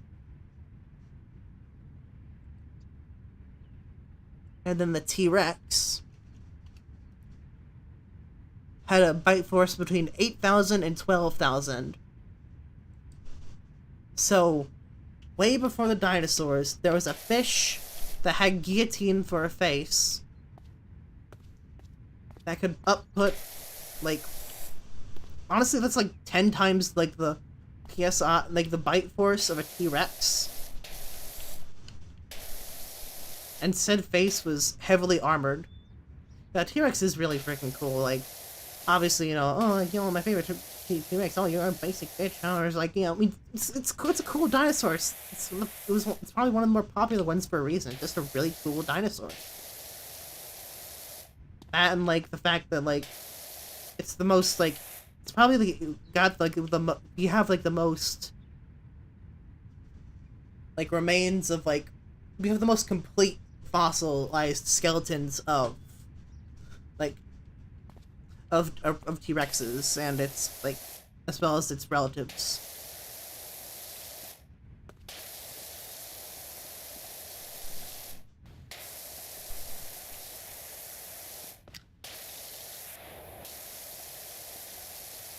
Honestly, I can't really blame anyone for like looking into the T-Rex. Cause like I mean, it's just a cool.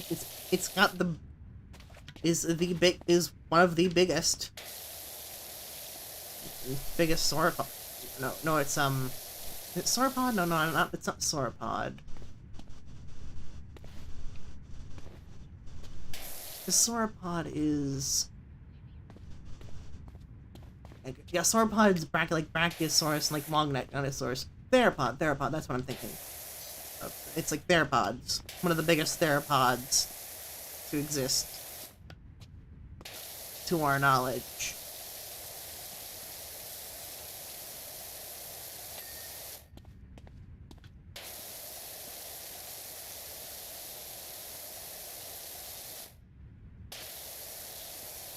It's definitely popular for good reason.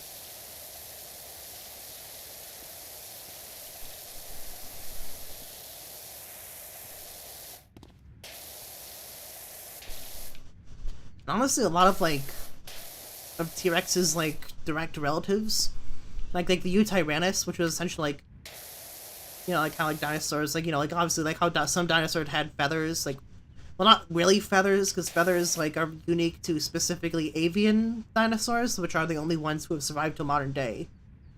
So like when like scientists say that like some dinosaurs had feathers, it would be more accurate to say that they had like it would be more comparable to quills, like highly dense quills or fur.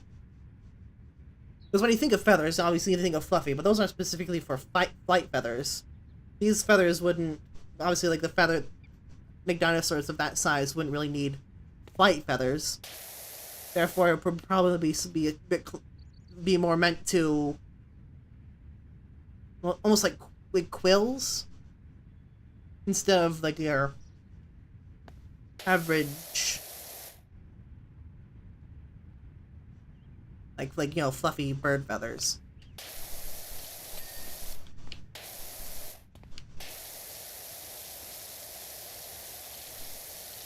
But anyway, like a part of like maybe go on that tangent is I was gonna talk about like how like one of the T-Rex's relatives, Eutyrannus, we do believe that we're pretty sure we have evidence that suggests that because like they actually lived like I think obviously like like the Mesozoic era was generally much had a higher average temperature, but it still experienced like some snow, some ice ages, so dinosaurs like Eutyrannus was like not only does it have feathers, but it has evidence of it being warm-blooded or something close to that. I think if I remember correctly, part of like the evidence behind it is something to do with like how like the bone chemistry works, or how like something isotopes are able to be measured from like the bones and from the samples. Like I don't know the specifics off the top of my head,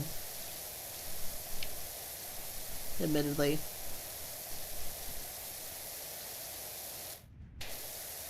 I think the Eutyrannus on average was slightly smaller than T-Rex.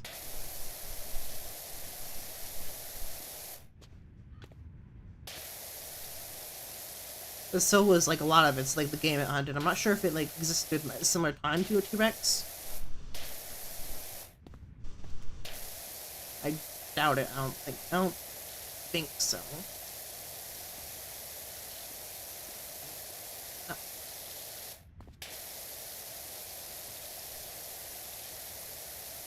Almost done with the roof here. The garage roof.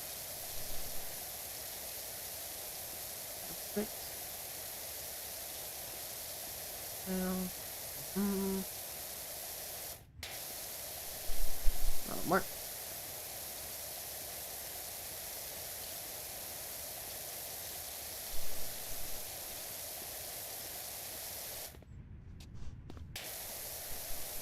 All right.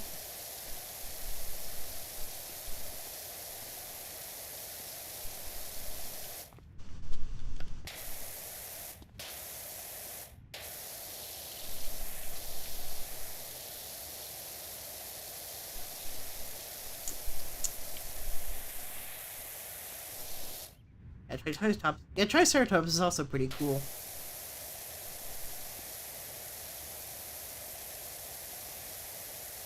Honestly, like, a lot of dinosaurs are just very cool. Like, honestly, a lot of, like, the classic dinosaurs you'd probably find from, like, a... Like, if you were, like, you know, buy one of those, like, old, like, sets of, like, plastic dinosaurs, you generally have, like, something resembling a T-Rex. You'd have, like, some sort of, like, you know, Triceratopsian, or Ceratopsian. You'd probably have, like, a long-necked one. Maybe a Hadrosaur, maybe like a Parasaurolophus.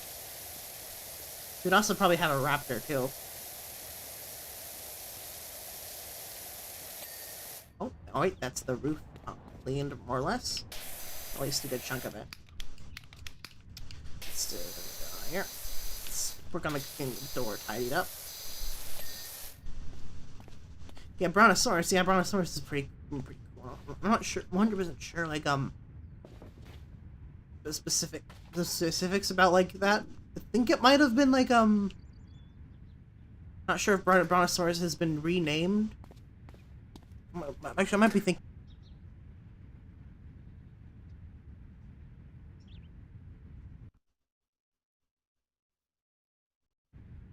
Alright, we're back. And...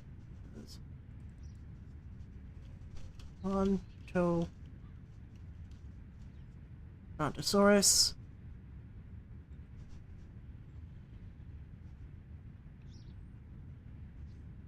Essentially...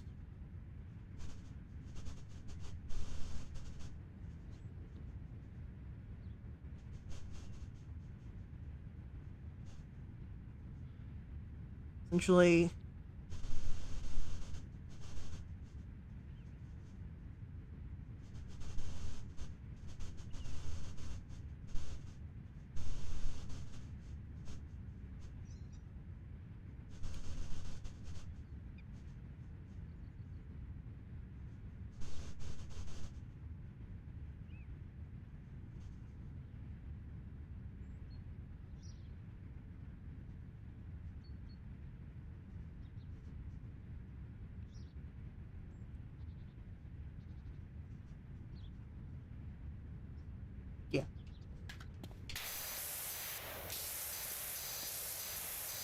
I just wanted to check. I think as of now, Brontosaurus is still believed to be, and this is probably believed to be a distinct species. But for a while, it was like there was like some theories about it being like essentially the same species as similar species, or if not outright like the same as Apatosaurus. Honestly, because I'm not sure what the specific was, but as of now, I'm pretty sure like the consensus is that like Brontosaurus is indeed a distinct species. It's just that it's related to Apatosaurus. Also part of the reason I'm checking out because like I remember like watched quite a few videos as well as read a little bit about some sound a bit like. This is honestly gonna sound like something out of like a 90s cartoon, but I was researching about like the Bone Wars, which essentially, to put a long story short, or essentially TLDR, back in like the 1800s, like when paleontology was like first becoming mainstream. There were these two paleontologists who were like essentially competing with each other to essentially discover more specimens than the other. And this went from, obviously, like, putting a lot more emphasis on certain differences and, like, it's like having, like, different, like, species, like, different, like, fossils of the same species that have minor differences and calling them distinct species to, like, up their numbers, to the point of, like, taking, like, different heads and putting them on different bodies, and to, like, straight up, like, sabotaging the others, like, fossil finds by, like, blowing up the bones. Or just outright stealing them in some cases.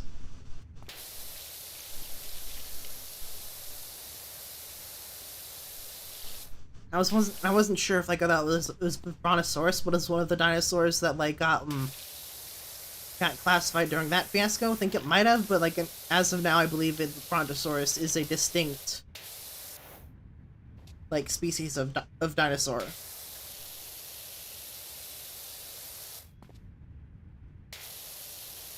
He's complicated.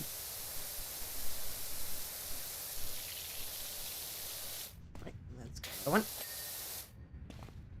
Well, that sounds like a hassle. I don't see why they did that. Like, well, obviously it was more like, it's partially, just honestly kind of like a mix between a dick measuring contest and essentially trying to go down in the history books. So, like, this was, like, on the very cusp, like, this is, like, the very beginning of, like, dinosaurs as, like, a thing. As a thing things that existed. So, one, it was, like, essentially to, like, find so many dinosaurs, like, obviously, essentially make history, but also they were being paid by donors, essentially. Essentially, patrons are like, okay, they like rich, essentially like some, like, rich people that were like, okay, you can get me this a certain amount.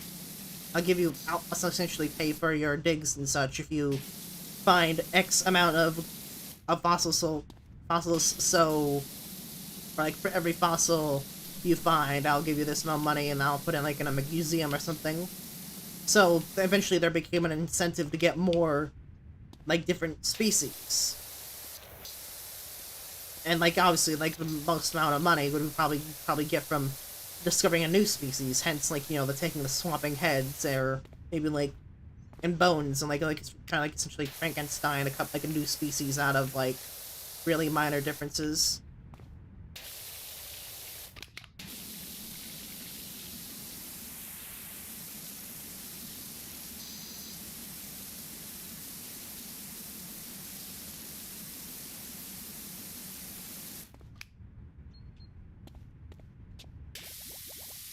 Very good. You. I want to name a new creature. Like, honestly, like, at this point, depending on whether it's a species if it's a species that it's alive, it's probably generally going to be like an insect. But really, like, in terms like the fossil record, like, the sky is really the limit.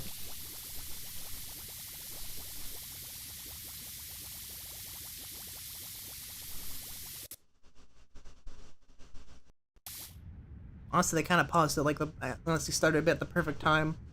It was actually going to bounce on a bit of a tangent, but, like, essentially, like, one thing that, like, happens very often is, like, construction workers, like, they do, like, digging up basements, or you may, like, you're doing some, like, putting down some, like, power lines and such. Well,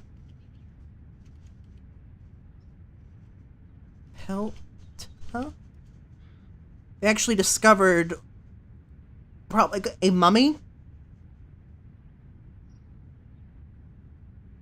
They managed to find a mummified Borealis pelta,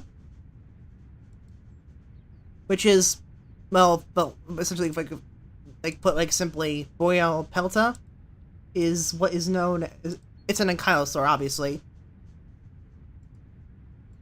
But simply, the mummy is honestly good. Can I get an image that isn't WebP? Does WebP work? I don't think WebP works. How about you? You look. Save image as Ah, no, that's an avian file. I don't think that works. What, this one? This one?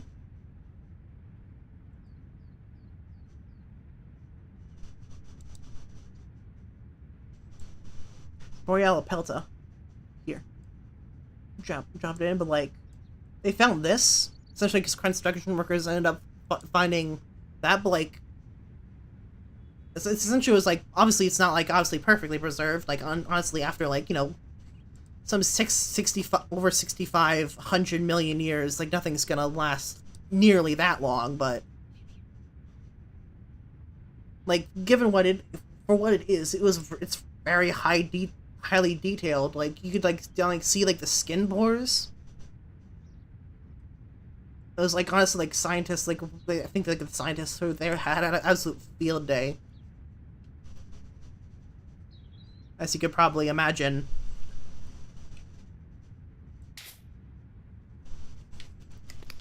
Like obvious bragging rights aside, like just saying like, hey, I found a mummy of a dinosaur. It looks very cool. It's like honestly, because also I think I don't know if it was this or if that was like another mummy, because I knew that I'm just like I don't do that. You still. It's like let me just delete some of these other.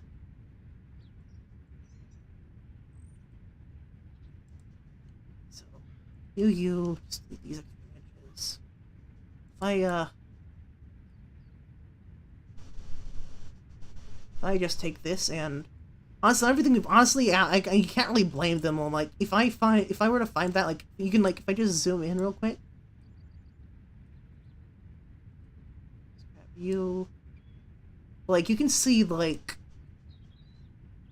it's like obviously it's like osteoderms, like you can see like the wrinkles like in the skin. Apparently also they were able to like see the actual like I think we actually know what this one would look like. Would have like looked like color-wise alive. Well, it's like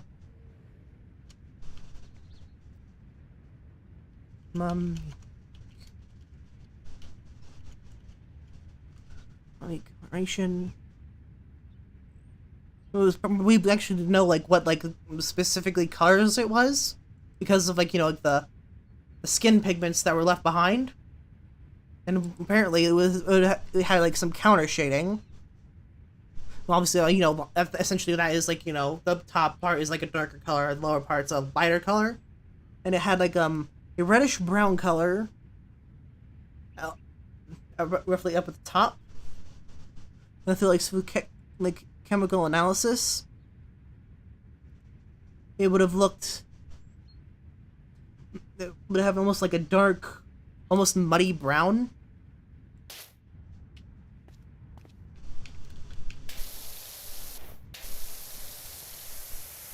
And like honestly I'm not sure. Honestly, that kind of just makes sense, honestly. It's like a dark, like just a slightly dark color.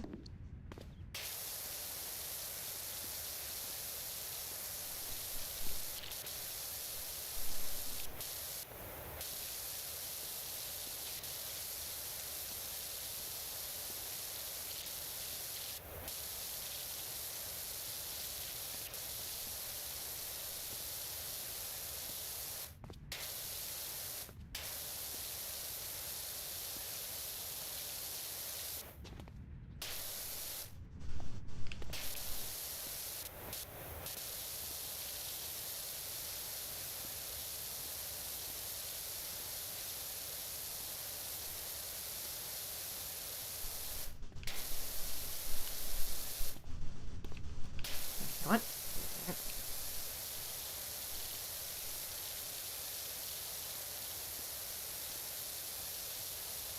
Here.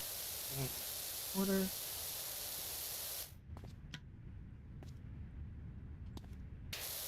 Honestly, like Ankylosaurids are my favorite, probably one of some of my favorite dinosaurs. Just like the idea of like extremely like heavily armored like bone armor, and plus like the club tails. I don't know, there's something about that really tickles my fancy.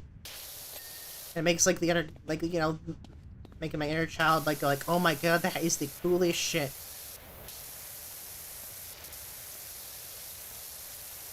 It's like bones and spikes and like big old tail. Sometimes it has a club, sometimes it had spikes, sometimes it had both. Actually, I'm not sure if it had both. I might just be talking on my ass there. But, I don't know. I don't know. It's definitely like... I have a lot of ankylosaurs in my top... If I were to, like, recite some of my top favorite dinosaur species, there would definitely be at least a couple of those types of, like, essentially, like, honestly, like, relatively similar to what, like, Boreapelta would, like, kind of what that mummy was like, they're generally very... I know the basics. Basically, main thing about Ankylosaur, essentially Ankylosaur, I was like, you know, they get the name from Ankylosaurus, but general overview is that they are, you know, they have, like, walk on 4 legs, they have relatively small, they have relatively smaller heads, but on top of them was often, like, adorned a lot of, like, little bony plates called osteoderms. And what osteoderms are is essentially their... Like, honestly, like, if you know, like, if you've ever seen, like, a crocodile and have looked at, have seen, like, all its top scales, like, top parts, like, look, like, very, like, almost bony and, like, extremely hard, that's what an osteoderm is, and essentially it's a bit of, like, calcified bone that essentially is embedded, that essentially pokes out of the skin to essentially form a effectively armor from to protect it from threats. And often they'd have like they also have like, you know, different spikes, different little serrated edges, well, not really serrated edges, but they're little spikes, little pointed edges, little stabby pokers. And sometimes like sometimes like, you know, Ankylosaurus would have a giant, they'd often have like adornments on their tails, which they'd use to essentially whip. Because what they would do is, you know, obviously, like, you know, facing their attacker, they would essentially swing their body around and, like, they would have essentially clubbed any attackers with their tail. Because, as you can imagine, like, you know, obviously, different like, theropods, generally, like, you know, big old teeth. So, like, given they kind of need a bite, a lot of them have generally, like, obviously ignoring the claws, a lot of them, like, especially towards the end of the Cretaceous, like, well, T-Rex, they had put a lot of their investment on having a very strong bite, meaning, you know, when they go in for the kill, all that, like, you know, they kind of just leave themselves open to being essentially socked in the face by a giant bony club. Sound dangerous and cool. Honestly, like, yeah, they're kind of like, I don't think they're directly related to Stegosaurus, but they definitely have like the same general idea of using their tail as a way to, 1, make distance between themselves and the predator, and 2, give themselves a weapon that allows them to keep distance between themselves and the predator.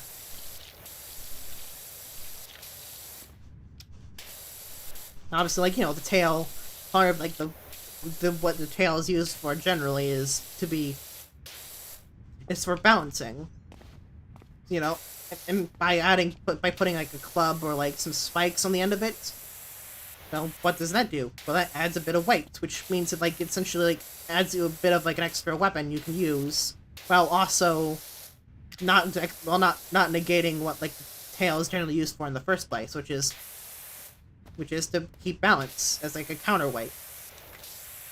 Like, oh no, you added more weight. Whatever am I going to do? It's not like I have, like, 4 legs. Because, like, obviously, you know, spread out the surface area allows them to be heavier in general.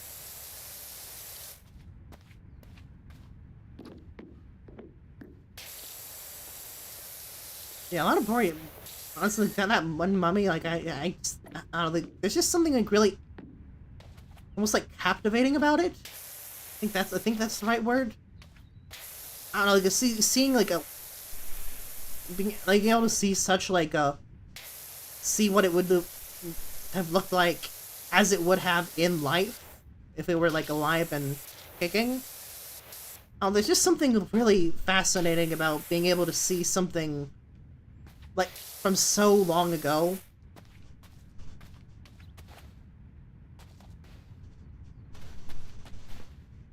Like, and as close to real life as you can get, as you can really get to be honest, so far.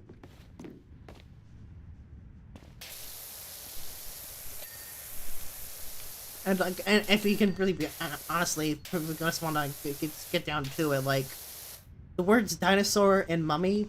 I mean, that's just a very cool combination. Like, it's like you're taking mummies, which are already kind of cool, like, you know, like a pretty cool monster, but then adding on dinosaur to it, like that's just like, just like it's. I don't really get much cooler than that, really. Like, other than that would be like, I don't know, like dinosaur, vampire, I don't know, something like that. Let's see a dino penguin. I know that there were like there's like some. That might actually be a thing, honestly. I feel like I'm not sure if this one was also like. I feel like I vaguely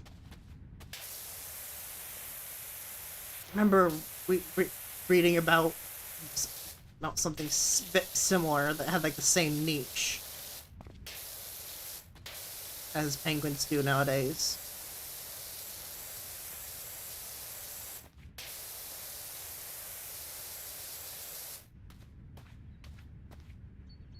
Oh, the dino, like the dino. I was like this, like the dino penguin. Like it's like I feel like I vaguely remember like is like dinosaur penguin. Actually, let's look at that quick. Oh, 1 second.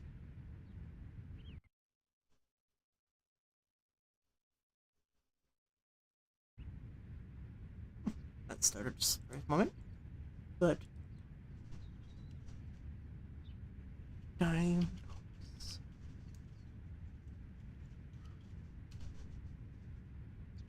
penguin.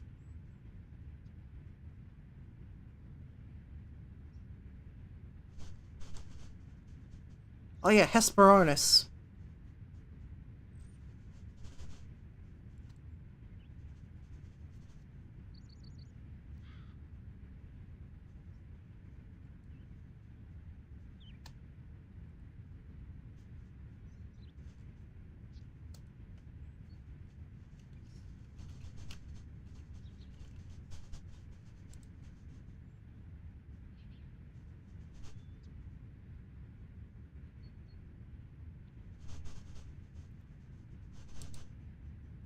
Obviously not like.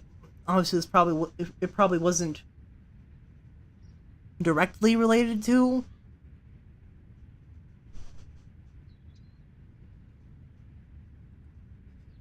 modern day penguins, but he likely would have had a similar niche. So please be okay. Okay, JegPeg. I can work with JegPeg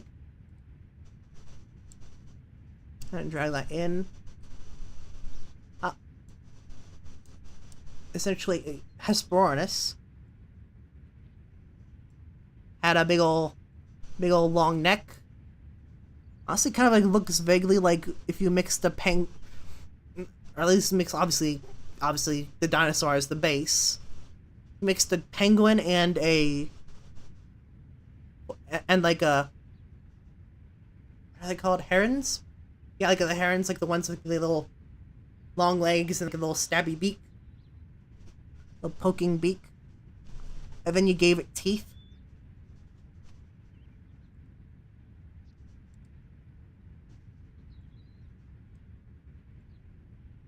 Yeah, how many spoilers put there? Yeah, well, let's have it as a good luck charm. That's the worst I can happen of having a penguin. having dinosaur penguin available.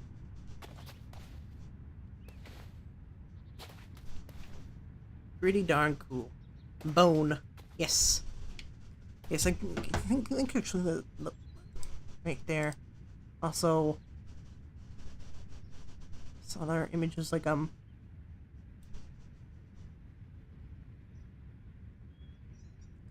save image as okay. Oh sweet, that one's a PNG. And drag you in. Let me just and there we go. That's Hesperornis. Credit to, I guess like apparently this one is on DeviantArt, so this was made by Gabby Paleo. But yeah, was not directly related to penguins, but it was very much from like fossil evidence. It probably took the same like overall like niche that penguins do nowadays, like, you know, being on land like most of the time, but also like, you know, being divers. That would likely be what he would have been up to in the old days of dinosaurs.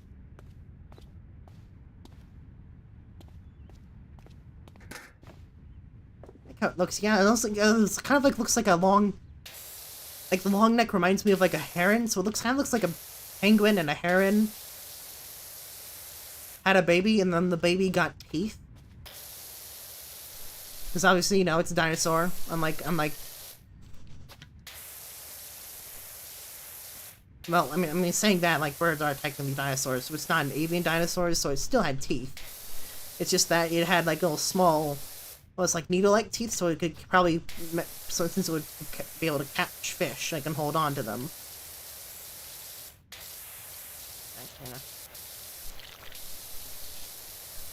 Spotlight right here.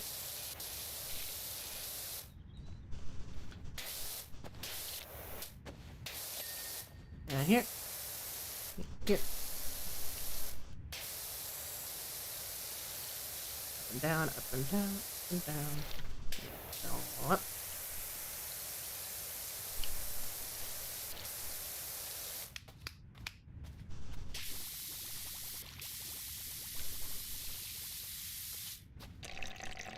Let's see the shop. Does the shop still have liquids? Hope it has liquids. Fluids. 3, 4, boom, boom, boom.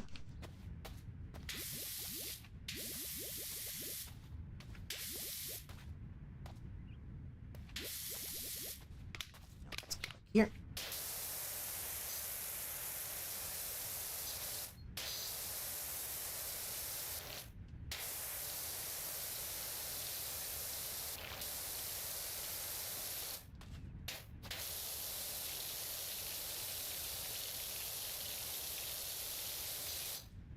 You. Alright, very good. Now here.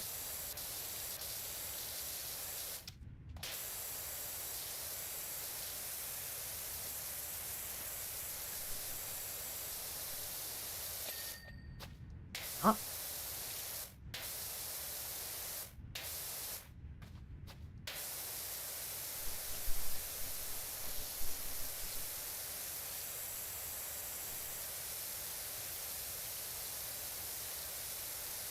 Two.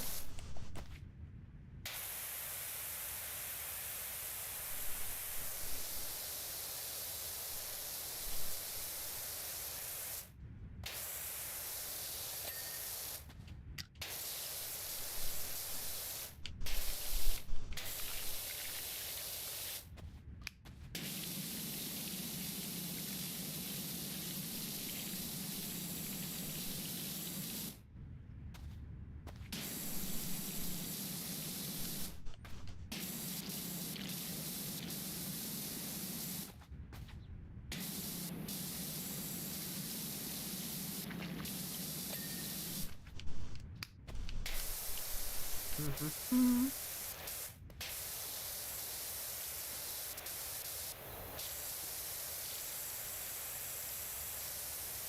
I also know during the Ice Age, I think it was Ice Age, or summertime during the Paleocene after the dinosaurs,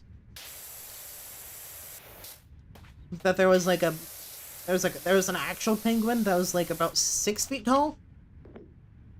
I think it was like vaguely looked like, it probably would have looked like emperor penguin, but like just took the size and like cranked it up a bit.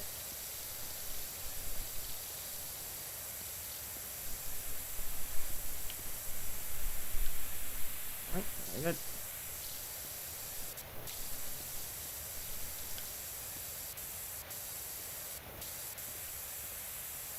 Here.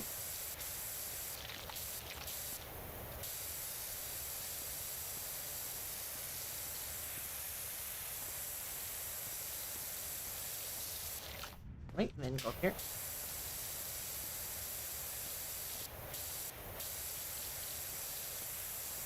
Here, there we go. And boom, boom.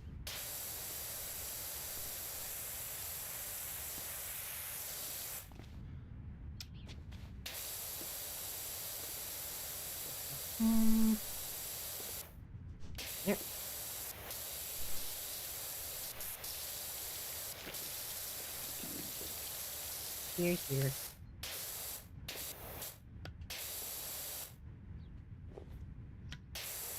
See, there we go.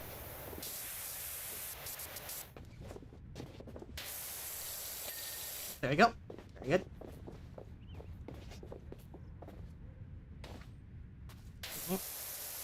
Very good.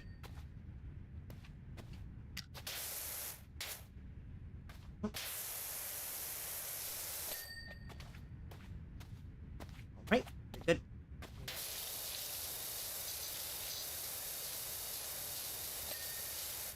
Good. Front fit.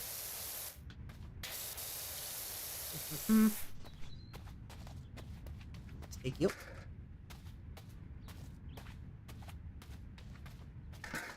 Put you here. Just gonna finish the rest of this part.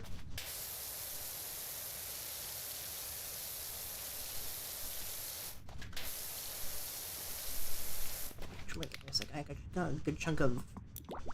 Yeah, I got some multi-purpose cleaner, so I'm just gonna... Bricks. Also, just the extension.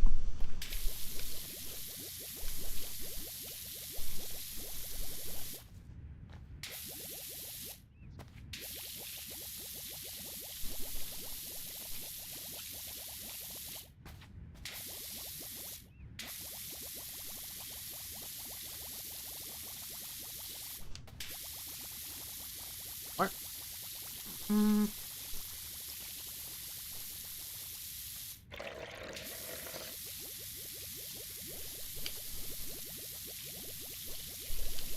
Right, good.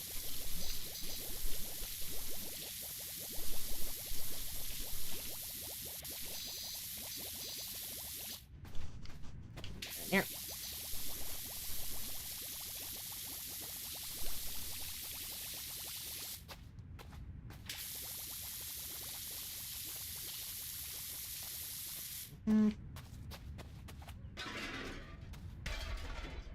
You here. And here. Continue.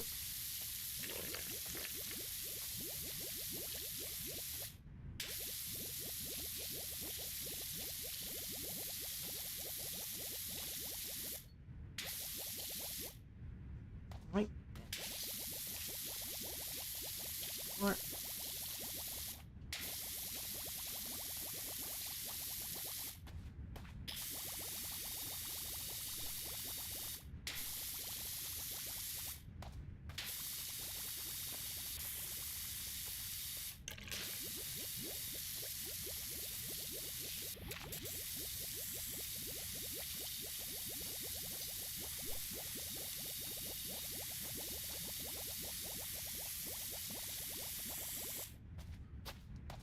Yep.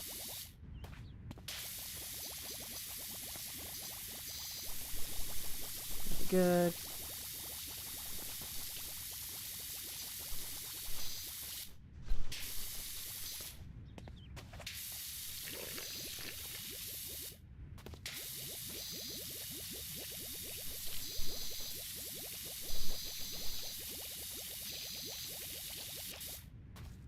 All right. Here. Here.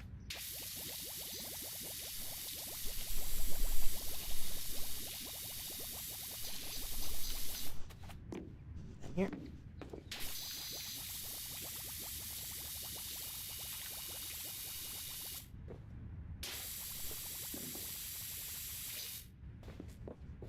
Okay. We got some metal. Let's go glass cleaner. Second. Just gonna.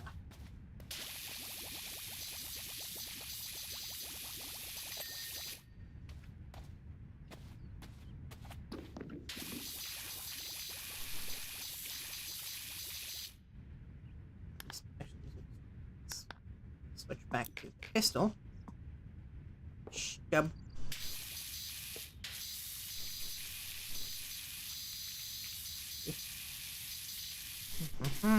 Oh.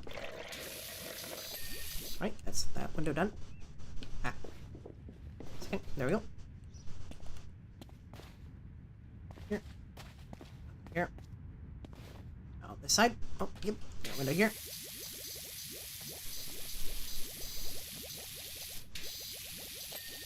Alright. You.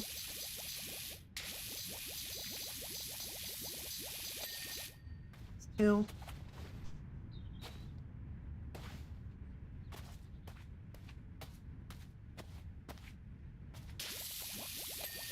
Very good. And you. Yep.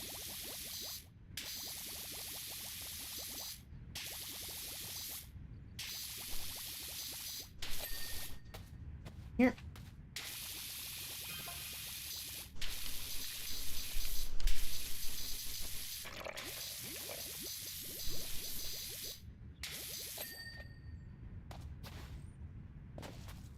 Here. Come on.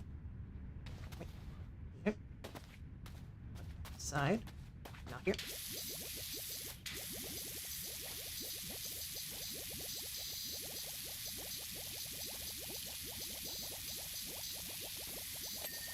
Right. Very good.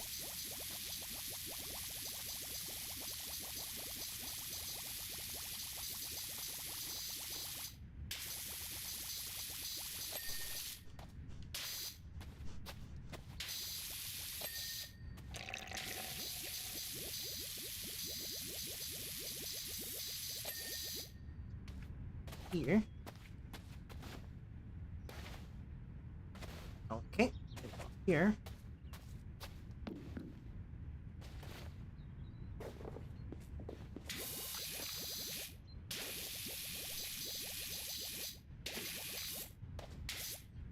And then, right. Bring it back up. Extinction.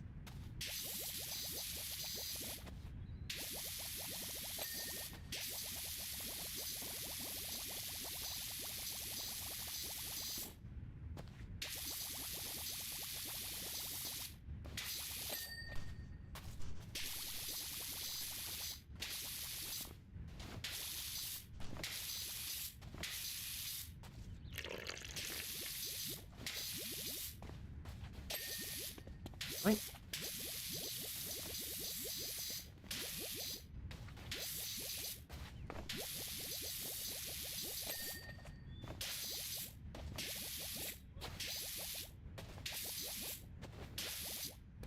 Here.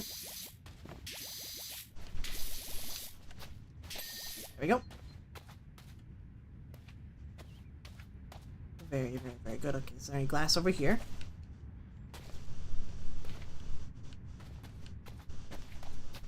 Look like it.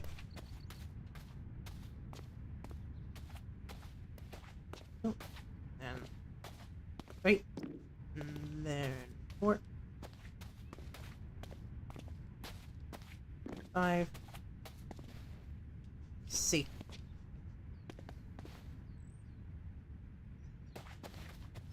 good. Right.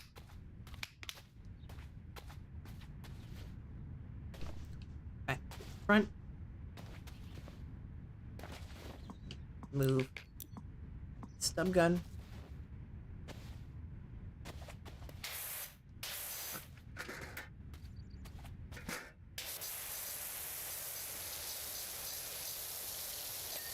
Door. Frame.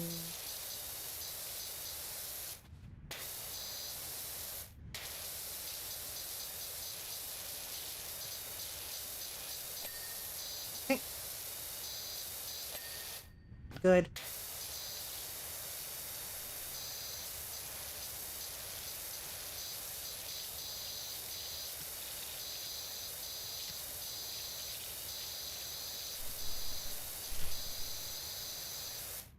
Here.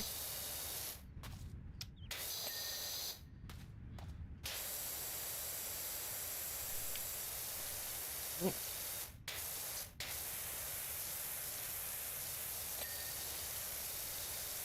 Here. Down.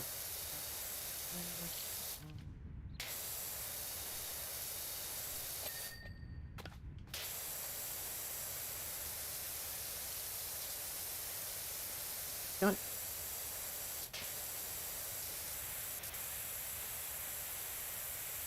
Here. Very good.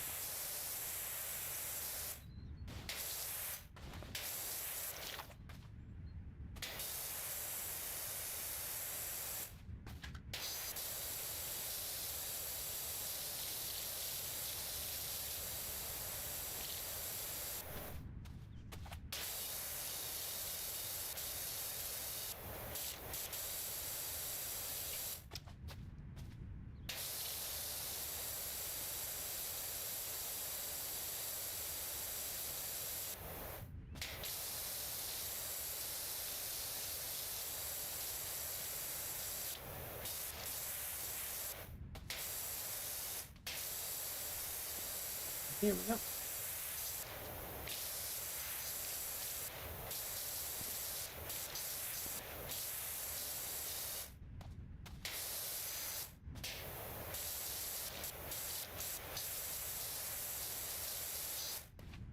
Right, very good.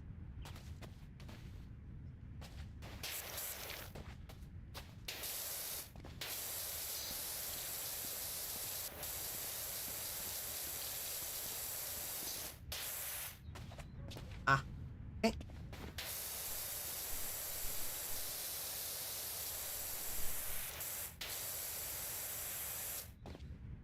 Right. So we go up here.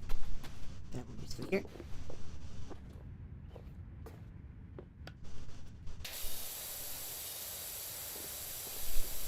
There we go.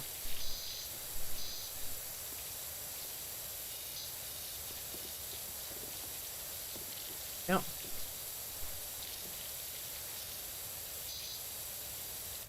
Hmm. Wonder what sound butt makes.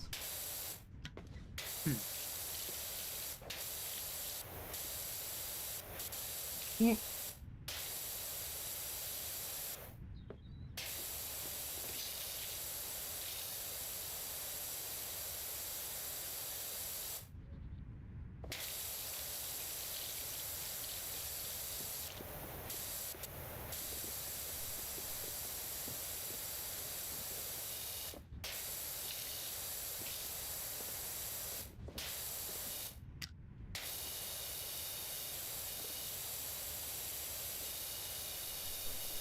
Mm-hmm.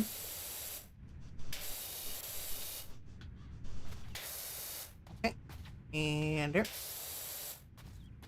Like the Hesperornis, probably would, I'd hazard a guess. Because I know that there are like actually people who kind of like research what dinosaurs would have sounded like by more or less like because you know like obviously I'll start they'll okay from start from just really start from zero. Fossils are bones that are preserved from, well, essentially their remains of bones after they've been They're essentially casts in a way. And when like the calcium is like essentially replaced by mineral material fragments, as much that's why different like fossils have slightly different colors. It's because like they have like some different like different mineral of substance may have replaced the bone, and since they're essentially casting the bone, they're able to like essentially you can see roughly where like the different like muscles would have attached to it, because you can see essentially like microscopic like indentations where different muscle fibers would have been attached, ligaments, that sort of thing. Combine that with the fact with like the like the imprints, as well as like general some estimates. Like scientists can like essentially recreate what they believe like their like the vocal capabilities of some dinosaurs are.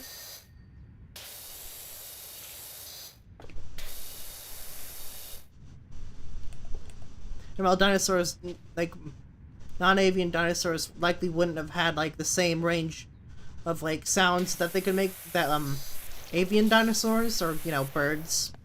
Essentially, avian reason that's essentially used of birds is like avians are the only species of dinosaurs that survived the extinction event, or the KT extinction event, which was when the meteor hit somewhere in the Gulf of Mexico-ish. I think I actually know where the exact place was because of a crater site, and like then estimating the age of the crater. But considering like it's considering Hesperornis is likely some form of theropod, if I'd hazard a guess. I don't know off the top of my head, but given like the distinct features of being biped, walking on two legs, or like probably waddling on two legs more like, it would likely be at least vaguely related to avians. So because obviously like different dinosaurs would have had slightly different vocalizations depending on which species they are. For example, like Triceratops, well, like it wouldn't have like nearly as vocal as like elephants, or it probably would have had like sort of grunts and like chuffs, or like have like different little bellows similar to how crocodiles do, or like different crocodilians do nowadays.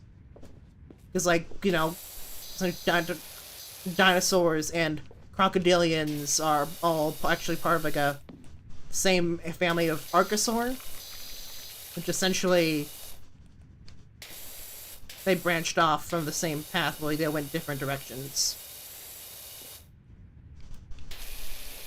So by looking at like modern Archosaurs, you can kind of like make an educated guess on what they would have sounded like. So obviously, like we can't be 100% certain. But Hesperornis could probably have made some sort of like maybe like not quite honking, but like maybe like some like, also like some chitters, or like a little like you're chill cheeping, like a little babbling sounds.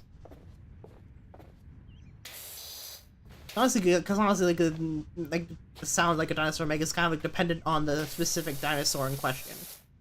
Because some dinosaurs would have had like better like vocal capabilities than others. For example, raptors, which like includes Velociraptor, Utahraptor, Deinonychus. They probably considering how close they are to alien, or no, not alien, avian dinosaur avians. They probably would have had a similarly wide range of vocalizations.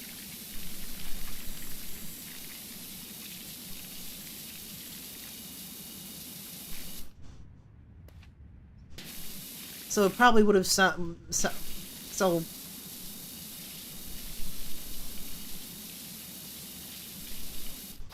it vaguely depends on the kind of like dinosaurs. Like theropods have a probably have are generally a bit have been more likely to have like almost like bird-ish calls due to like how the larynx, which is essentially roughly the voice box, the throat, the way that it's formed, kind of like is what like some different animals can like even like nowadays, like different animals, like even if they're related to each other, like different big cats and small cats is the presence of essentially a bone that allows them to roar, which is lions are lions, jaguars, tigers, they're big cats, whereas cheetahs, I think snow leopards, so they might be a big cat. I don't think they can, those two can roar, but like you can see like how like even like within like the same order of like of felines, like they have different kinds of sounds. Well, it probably wouldn't like be like a roar in like the traditional sense. But probably almost like a bellowing like throaty like T-Rex, for example, actually would probably have sounded what was that one video? One video I know, like one video of like this guy who does like dinosaurs. I'm just gonna give me a second. Just gonna.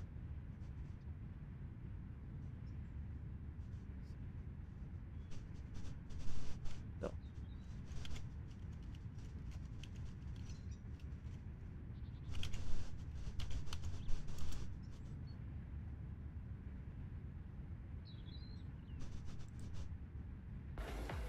Tasha is crushing it.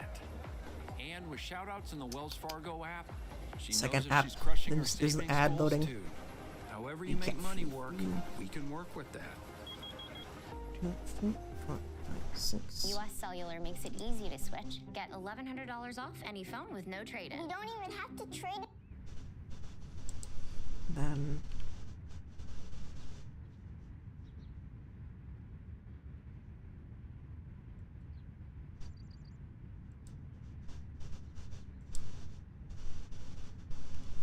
Okay, and then what I'm about to play is I'm actually gonna link it into the just the link in the chat if you like want to like it's like this person actually is I'm just gonna while we're listening to while I'm doing might as well just have some biggest background noise, I guess. And right here is Rex.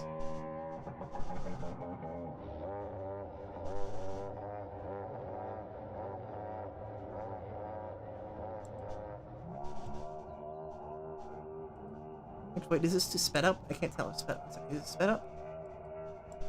Off. Okay, yeah, so it's not sped up, but this is...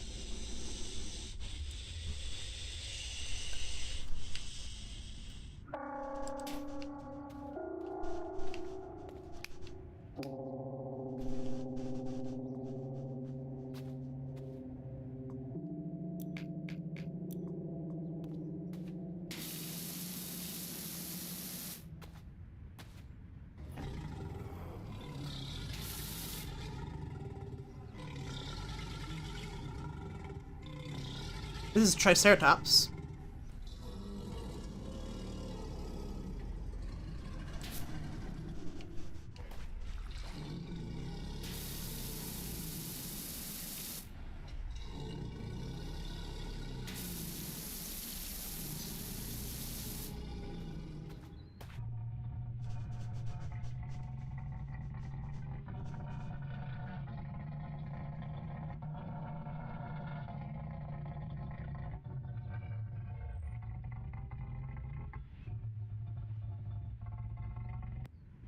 And like just from that, you could probably hear like the you could probably have heard like the difference between where it was swapped from T-Rex to the Triceratops, because the Triceratops like lacking like the specific vocal cords for like more complex sounds.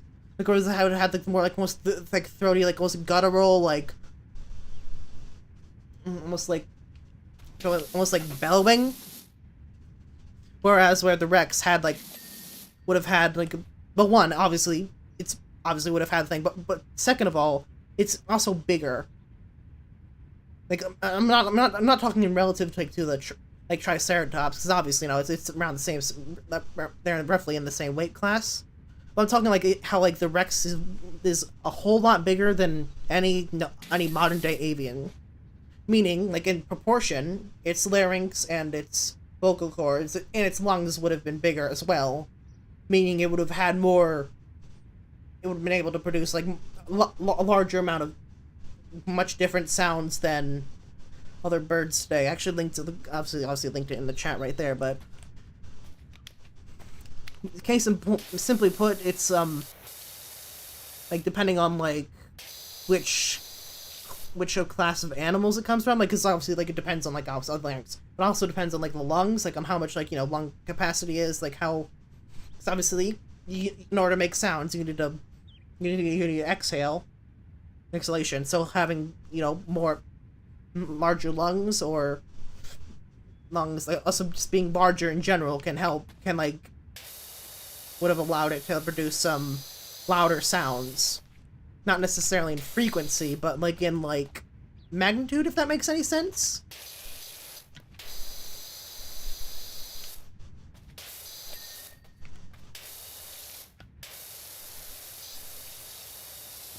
As in, it would have sounded deeper, but it also would have traveled farther. And it could have been like louder decibel wise, I think.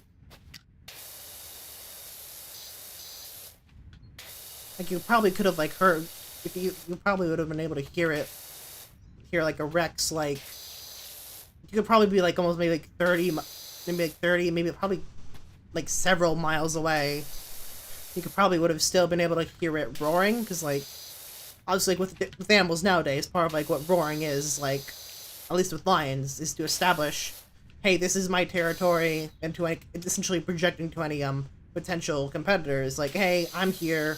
If you come here, you're going to be competing with me. And essentially a way to avoid conflict when it's not necessary. Meaning any like roars or like vocalizations would have been, like, for that specific purpose, would likely have been able to be heard for like miles upon miles away. I would bark at the lion. You probably get, honestly, like, yeah, honestly, like, honestly, depending on whether or not you're barking like, you know, your average dog or like a hyena, that would either like make the lion like reconsider like approaching you, or they would try and come like to see if whether or not you're alone, then like jump you, because like lions and hyenas, they do not get along in the slightest. Well, one, because, you know, they're both predators, but two, they go off the same resources and are essentially, because like they're both in hunts in packs, and they're both essentially fight over the same resources. Therefore in areas where they're in conflict, where they're like overlap, they'll essentially put, like, if they're like lions and like hyenas will actively kill each other's kids in order to prevent further competition from in the future, and will take any chance to essentially, you know, remove competition if as necessary. In some places in the savannah, like, the lions are more dominant. In other places, it's the hyenas. Kind of just depends on the place, really.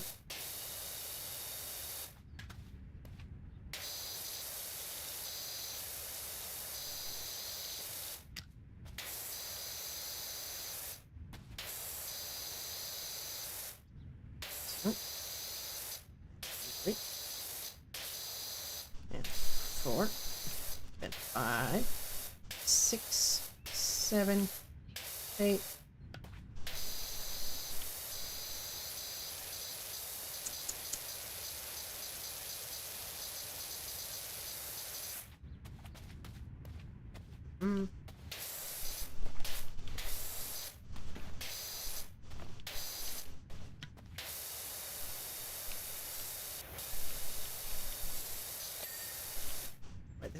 This office wall is cleaned up.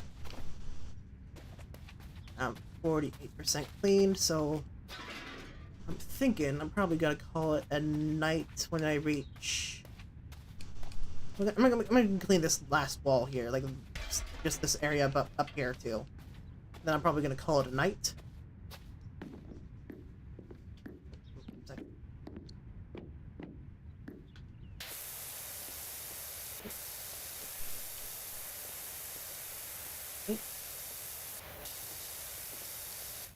Actually, one second. One second. What exactly are the current progress? New career. There's like a relatively short or shorter.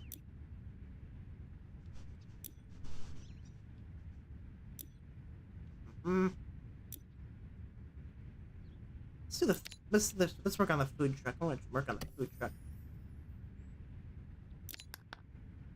So that's a bonus job, so we're not gonna lose progress with this one, obviously. I'm just gonna go over here, boom, boom. Yep. Continue. All right.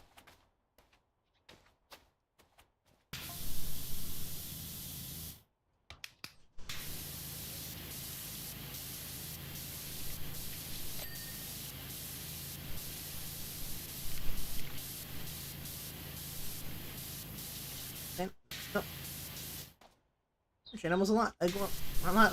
It's kind of like one of my there's one of them about animals, like, you know, like zoology and like different and paleontology and prehistoric creatures. Kind of like my thing as a kid. That's one of the things that like really that I really enjoyed learning about. So as a consequence of that, I just kind of like I'm pretty like. I can't really tell you the specifics, but I know some. I can definitely know a lot of like niche facts about animals and like just like some overall like knowledge, just general knowledge on the subject. It's very much something I enjoy doing. It's something I like listening to. Nice hobby to have you. Honestly, I have a wide. I don't really have like one singular hobby. It kind of like depends. Like honestly, it's kind of similar like to my taste in games. It kind of just depends on how I'm doing. Like maybe sometimes I want to listen to paleontology. Sometimes I want to learn about zoology. Other times maybe I just want to maybe like I'll maybe do some art stuff. Maybe do a little 3D modeling. Maybe I'll do some painting. Maybe I'll do some drawing. Kind of just depends on what I'm feeling like.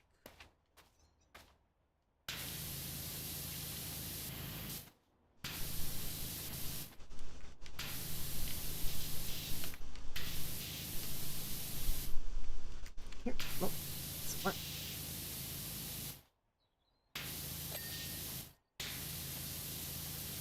Six. Mystery truck.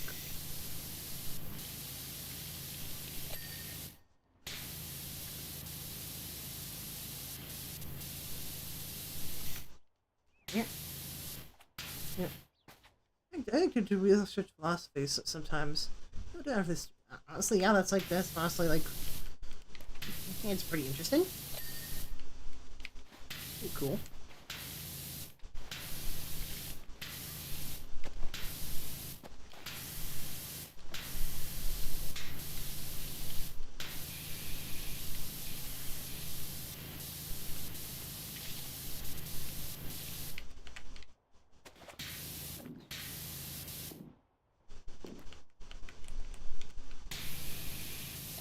Right, there we go. And then that one.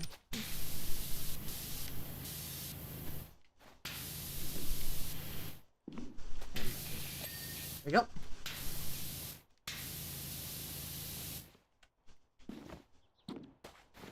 Back here.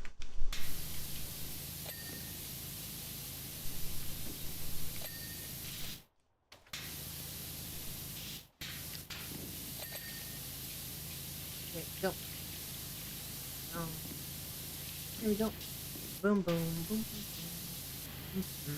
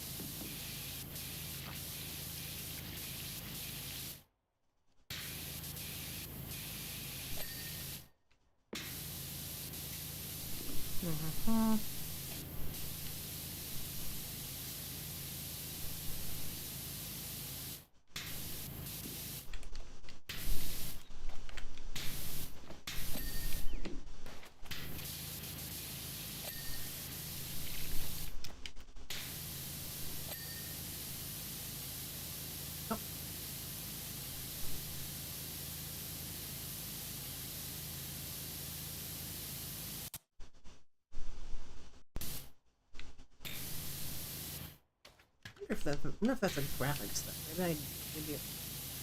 Maybe next time I stream this, I'll try turning maybe the graphics slightly down. Because it seemed to help when I was playing Dark Tide, just to turn it down a notch.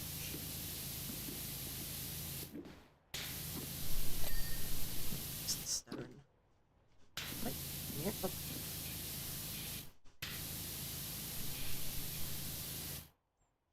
Here. And here we go. Right.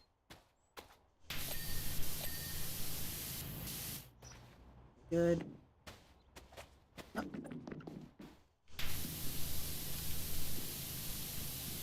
Boom.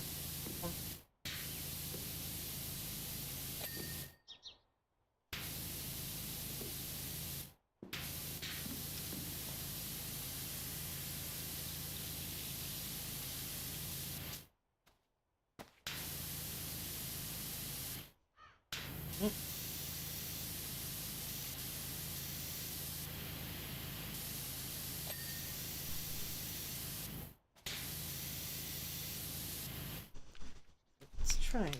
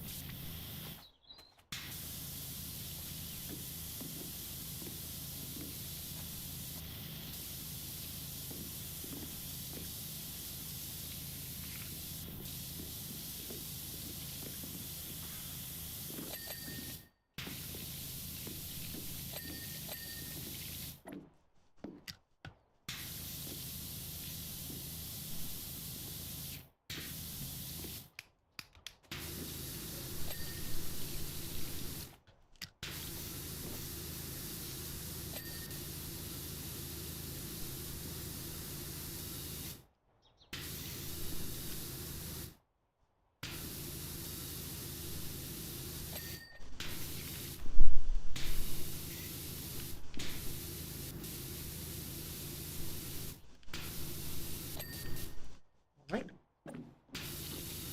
Well, nice. Good place. Yeah, yeah. I have some of the bonus jobs right now. I'm cleaning up a food truck.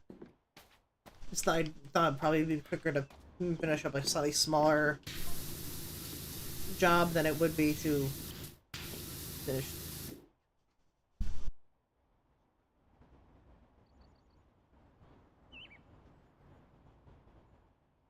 Like it would be faster to do like slightly shorter at least comparatively smaller task than it would be to finish the one that I have in the stream. So yeah.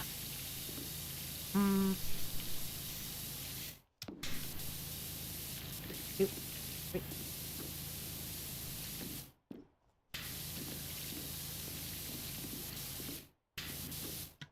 Here. Boom, boom. Definitely seen better days.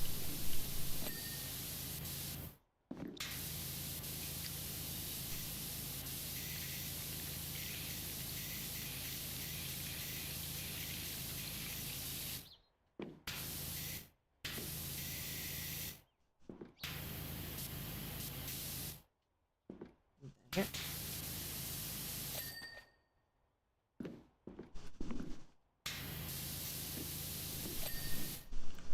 And here.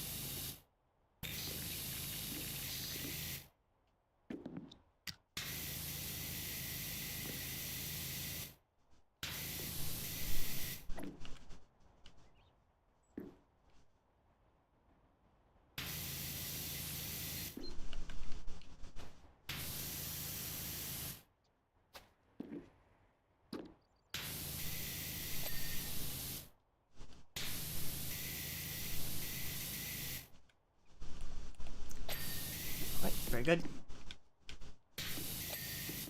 Here.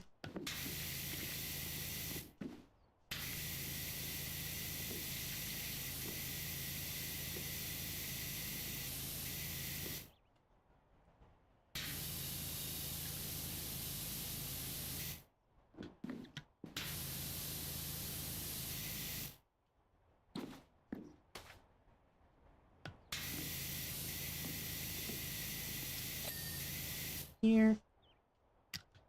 Right here. All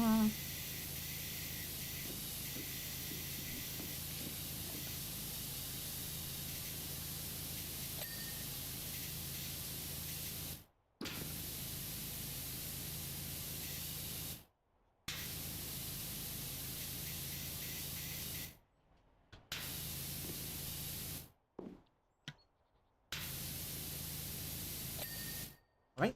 Very good.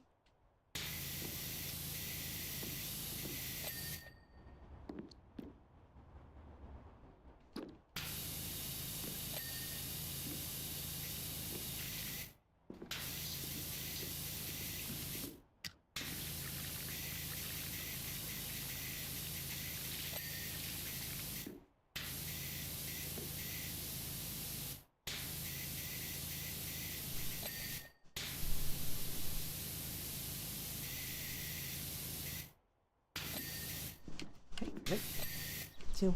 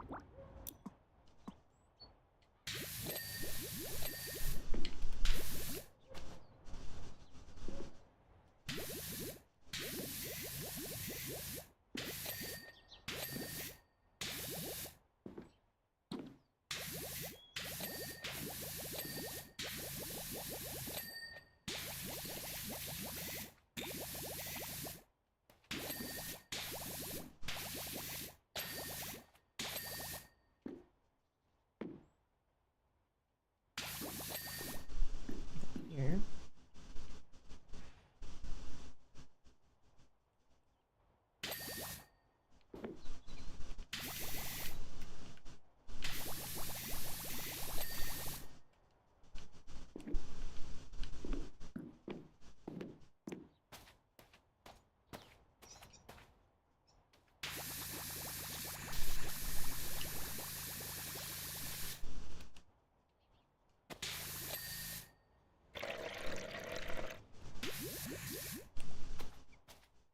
Here.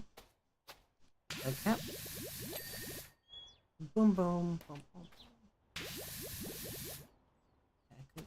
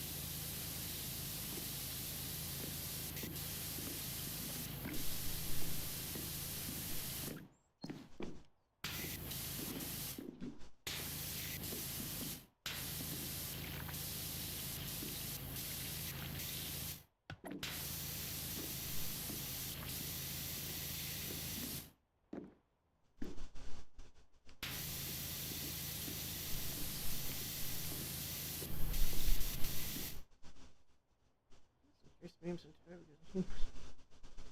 and I can definitely use the archives. See what I can muster up.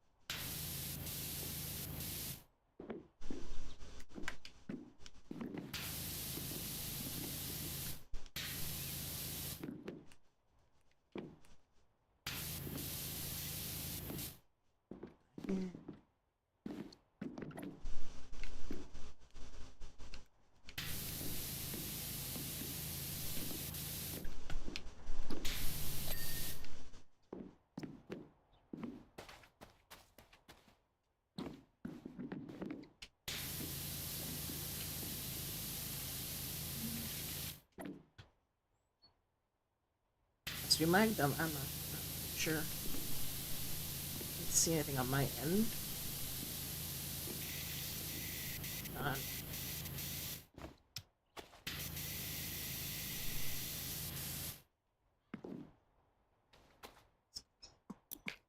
Yeah.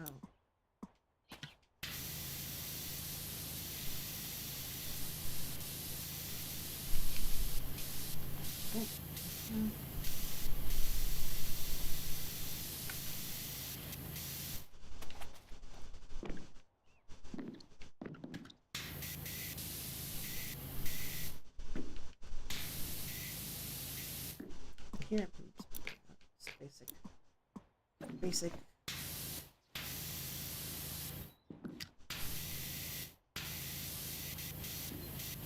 Here.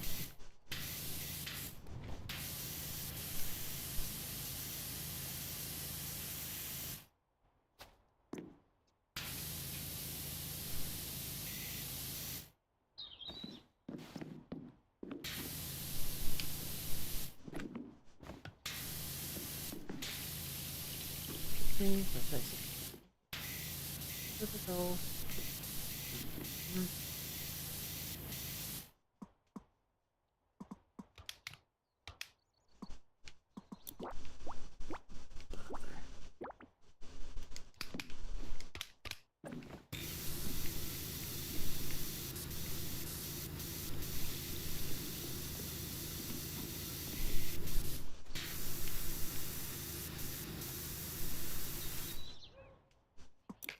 You.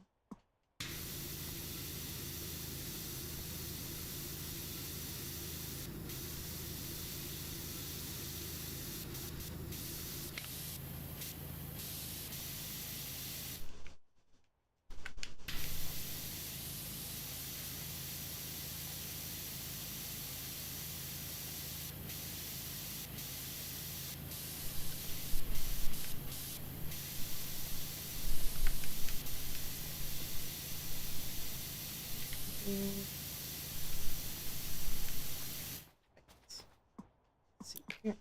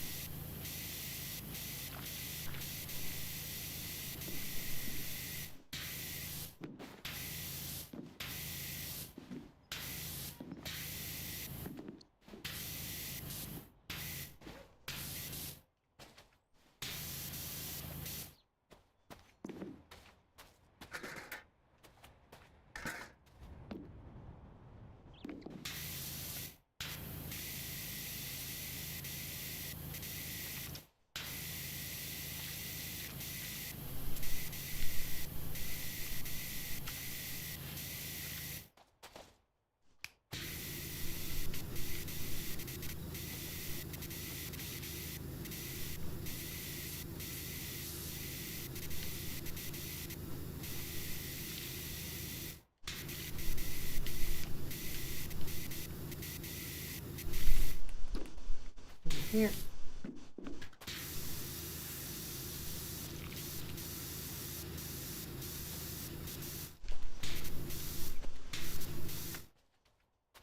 Here.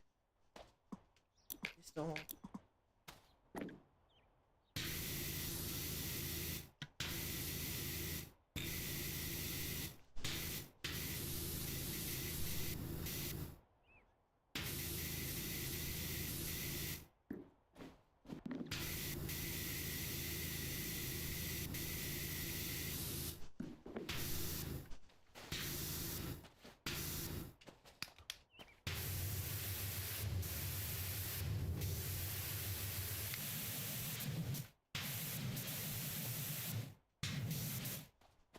Let's see.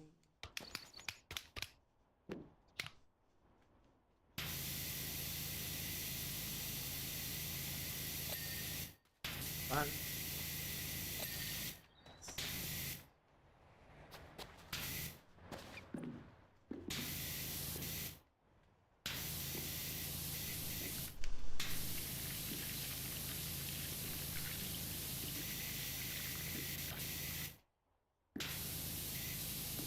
Mm.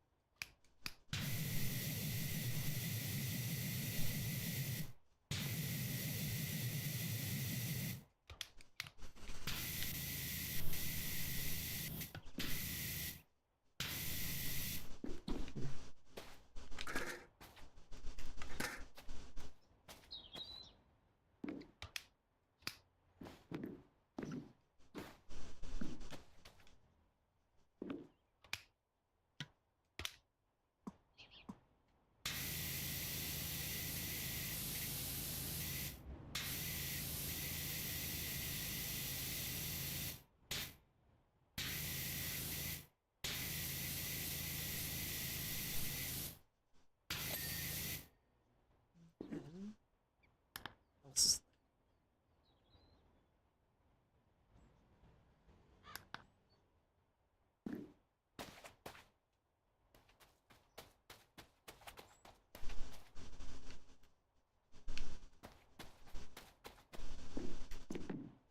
I see. Yep.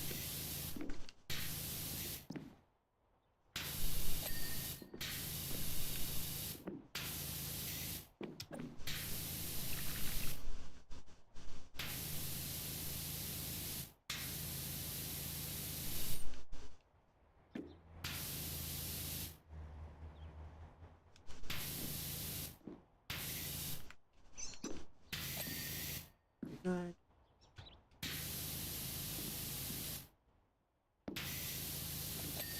That's 4.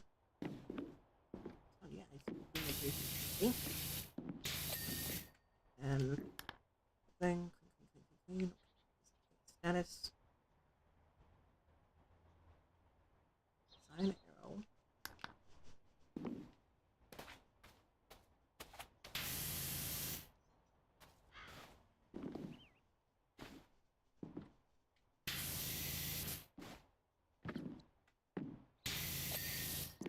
Then status.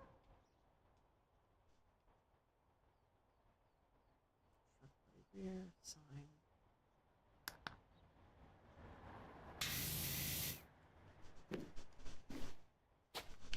Yeah. Hmm.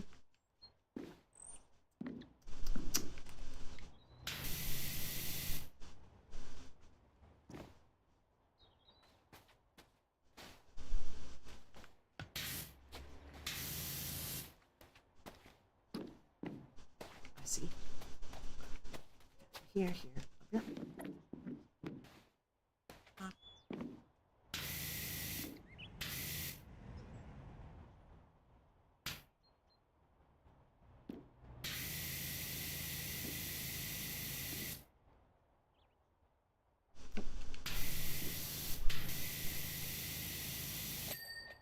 There we go. That's the sign cleaned. And here.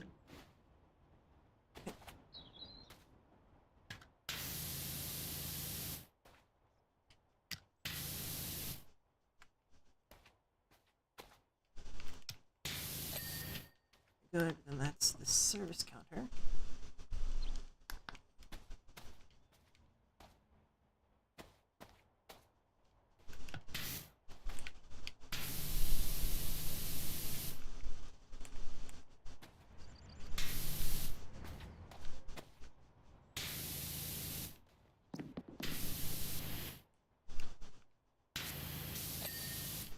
Right, sign backdrop.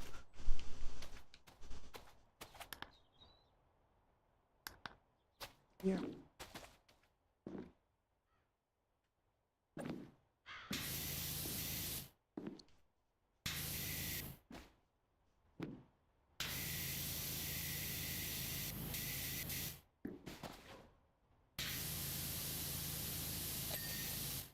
Right. Just the roof.